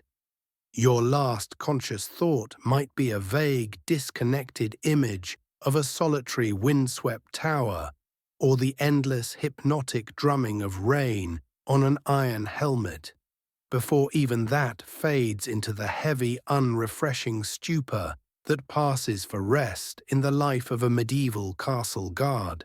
And so as you lie there, a weary sentinel finally relieved of your long and thankless vigil, the harsh realities of your cold, lumpy palate and the cacophony of the barracks begin to recede, replaced by the undeniable gravitational pull of profound exhaustion.